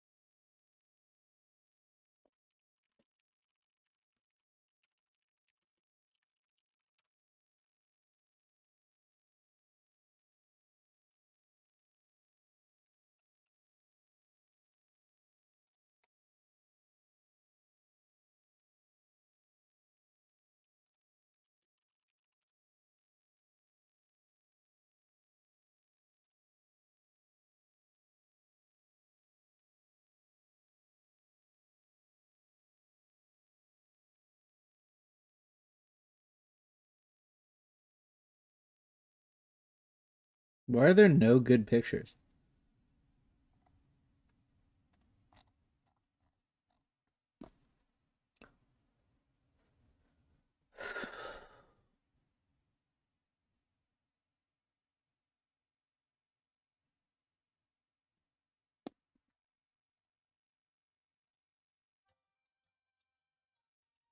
Why are they using this? How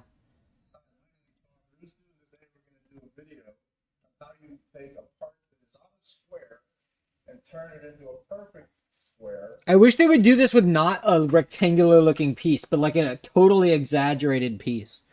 That's what I would do. Put it in a 5-inch solid. So there's your tool to install. Okay, we are ready to take maybe 30 close to size. Wait, so you can put the first cut on parallels?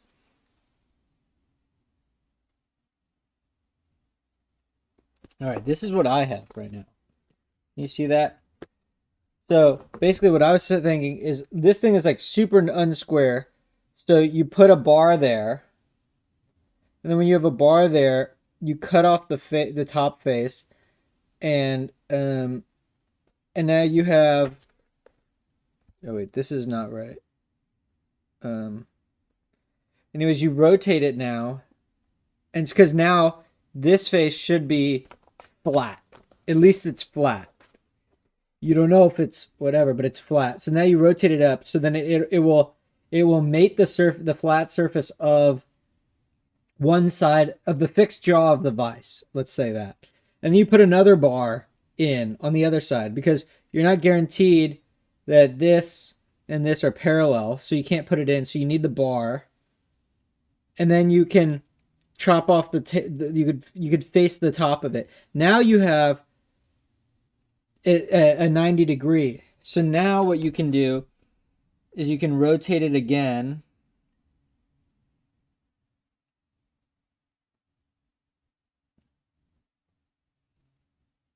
Now you should be able to rotate it again so that you have this. So wait, so side A, let's keep side A.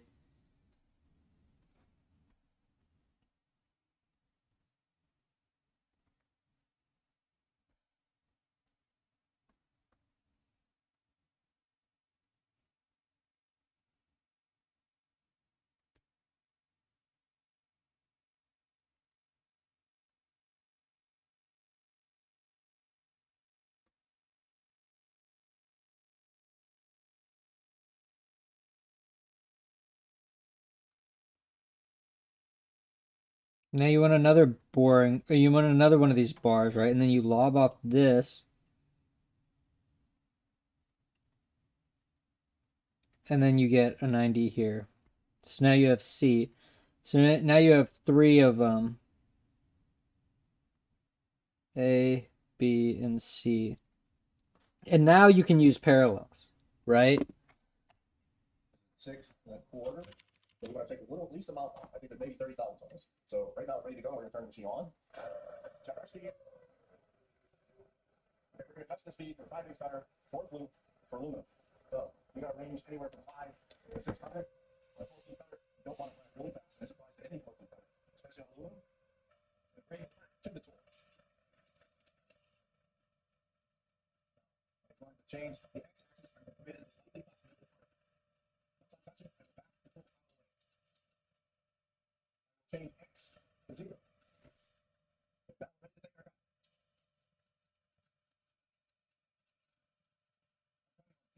See how much I'm actually going to need to take off the part.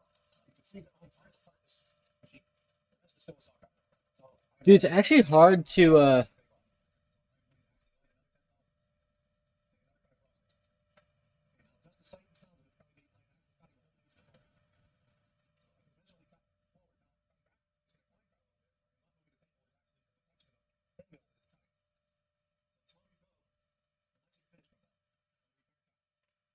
Here, wait, let me do this.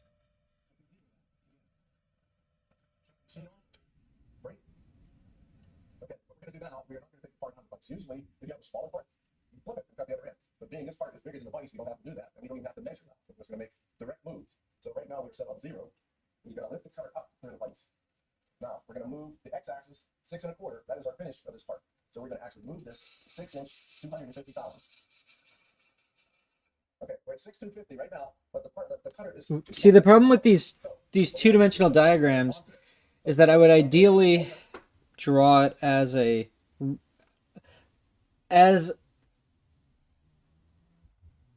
block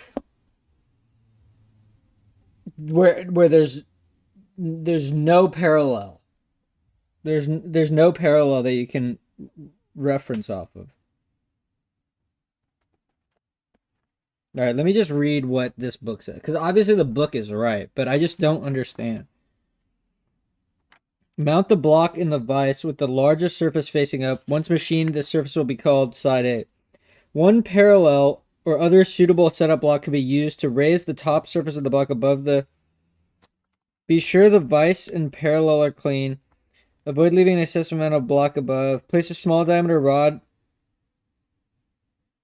between the movable vise and the workpiece so that the side...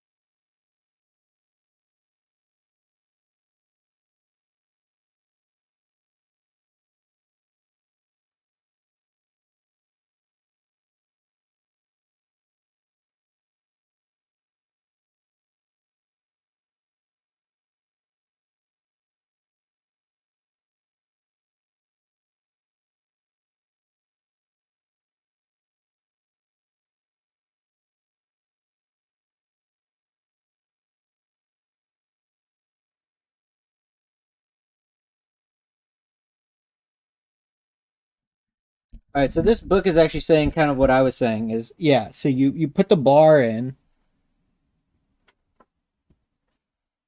and then you rotate it 90 degrees.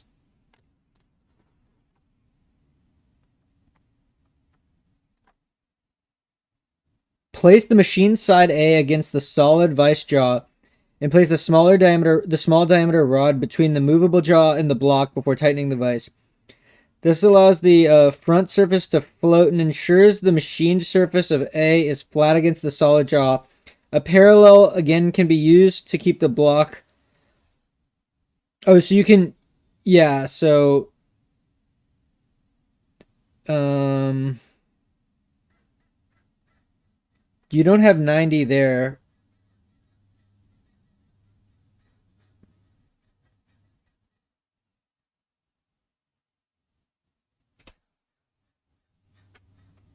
But I guess you could, yeah. So that okay. So this is exactly what I drew in diagram 2 or 1. Wait, 2. This is 1. This is 2. Yeah. So you need to use the bar for like until you get a parallel, and the parallel takes 4 cuts. But once you wait, no, no.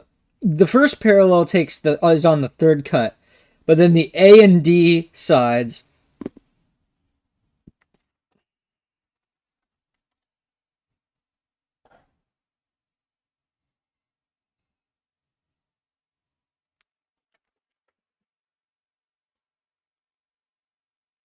See, and now you can use parallel.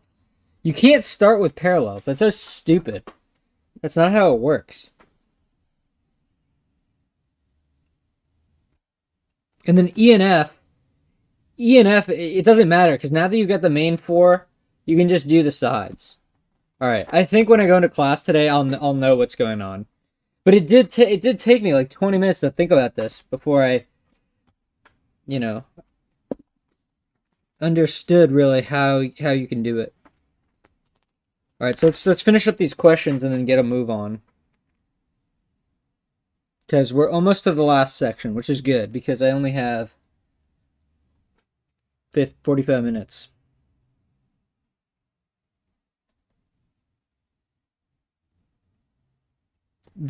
Okay, so 9. What's the biggest face? Okay, so the question 9 is when squaring a block on the mill, what surface of the block should be machined first and why? The biggest face, and why? It gives you the biggest surface area against the vise, I think. Let's see, what does it say?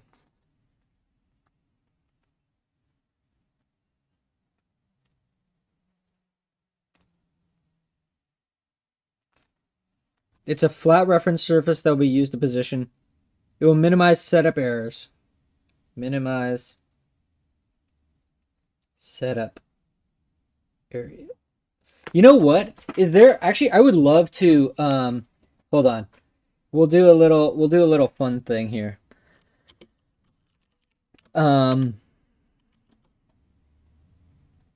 If I open up stream list, let's just make sure I probably have a ton of things Let's just delete this. Okay, git pull. Okay, lean. Is there a lean? Okay. Prove that it takes 6 cuts to square a block. All right, that would be a fun proof.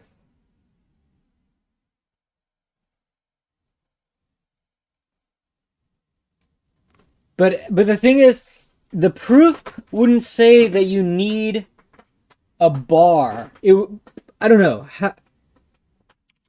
Or figure out how to show the necessary constraints required in each cut to square the necessary minimal necessary constraints.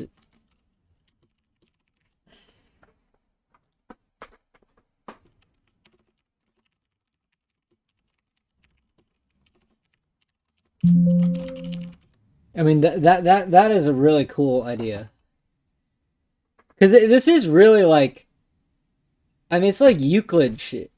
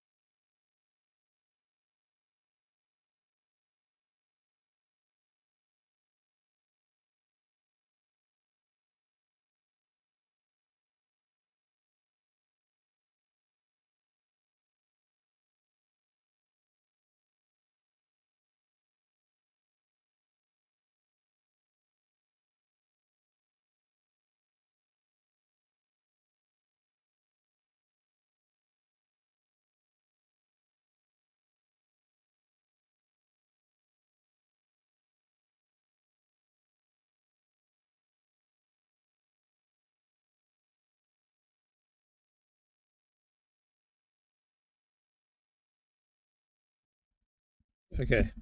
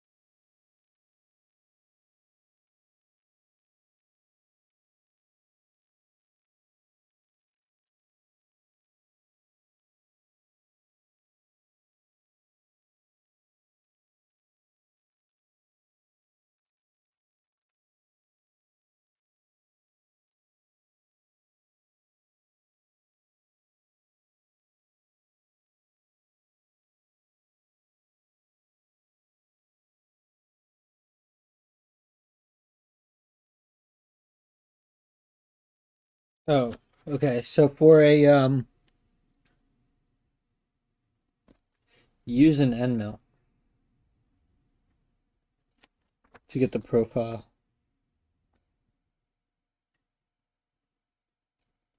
Because the depth of cut is too much. You're gonna break it. You can't just slam it into the metal.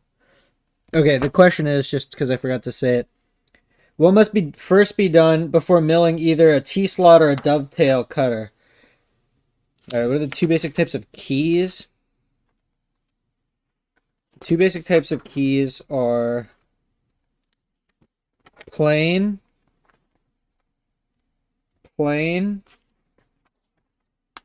and woodruff.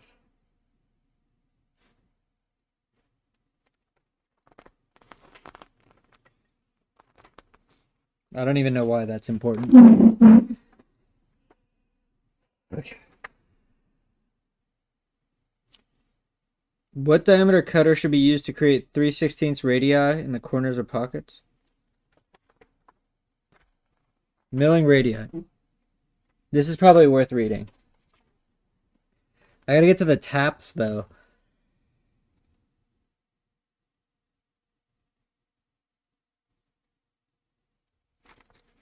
Okay.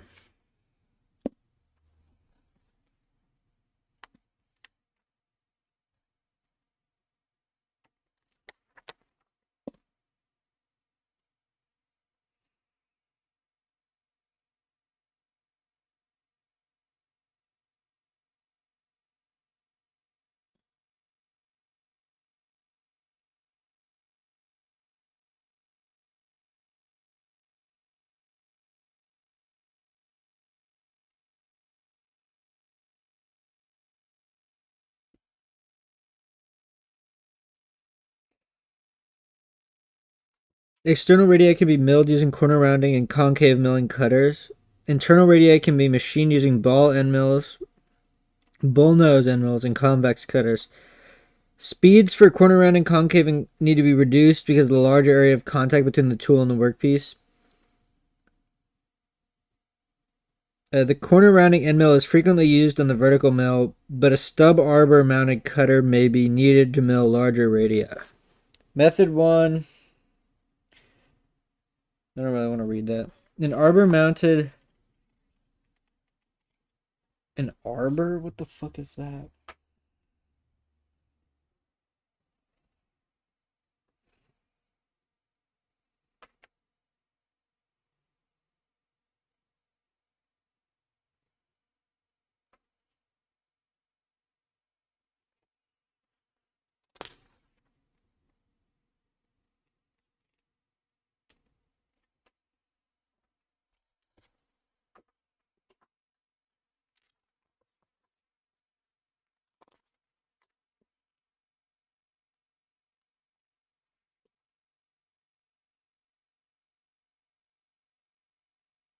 When roughing a pocket, you should machine it clockwise or counterclockwise.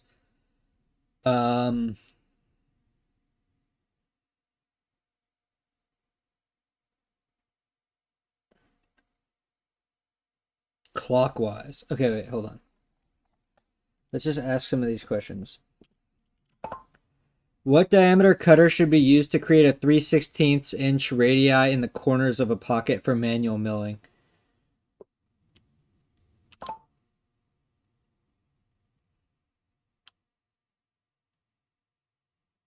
Yeah, I figured it was going to be that. Is that true? Anyways, when roughing a pocket with a manual mill, should you machine in a clockwise or counterclockwise direction, and why? My guess was clockwise. Yeah. Wait, what?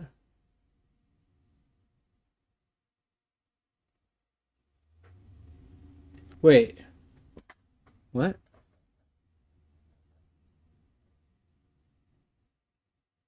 That's just wrong, dude. If you're on the inside of a pocket,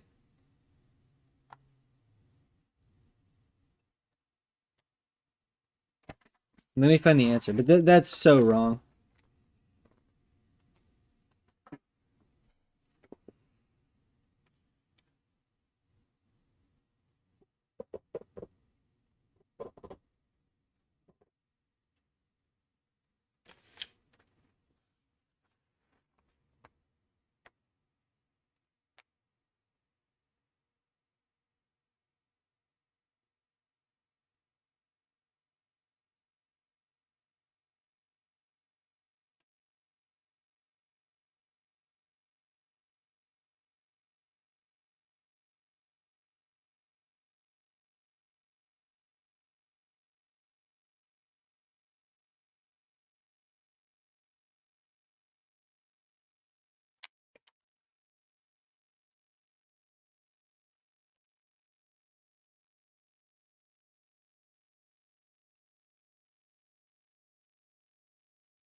Yeah, this thing is wrong. That's crazy. Mill roughing passes outward from the center in a clockwise direction to use a conventional milling.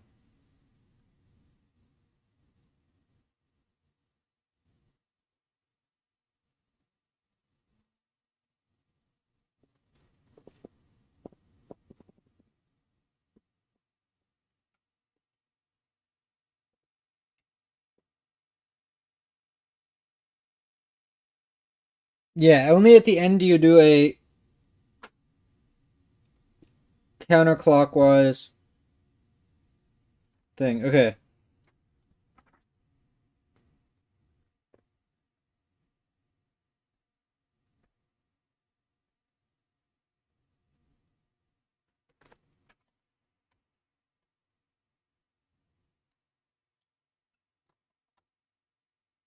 That's just wrong. That's crazy.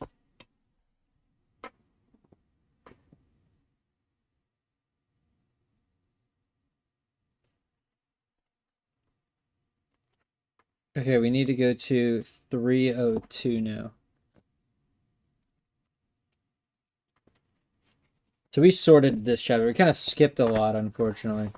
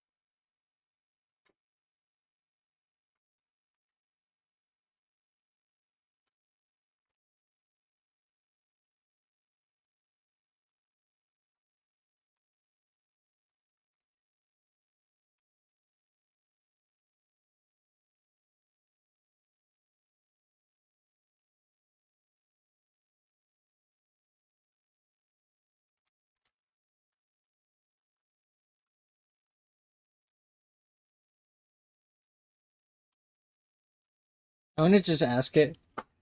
Most important formular.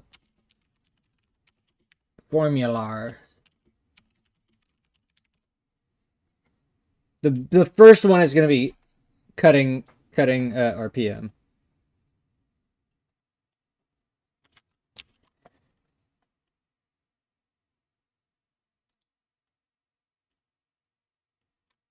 Way to just fucking.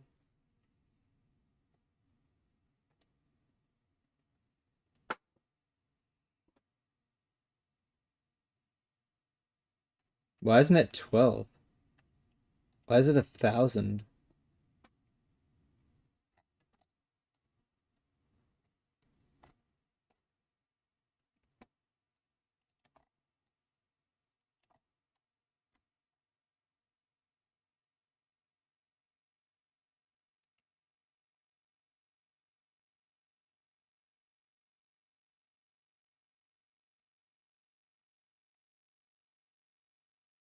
Hmm.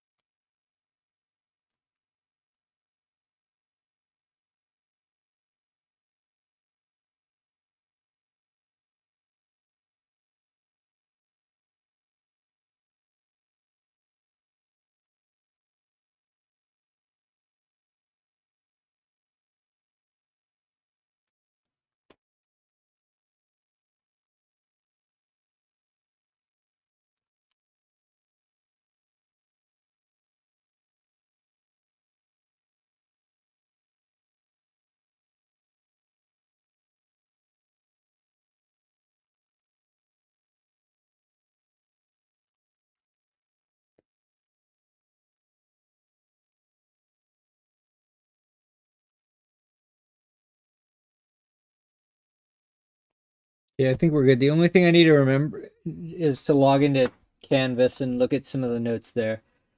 Peace.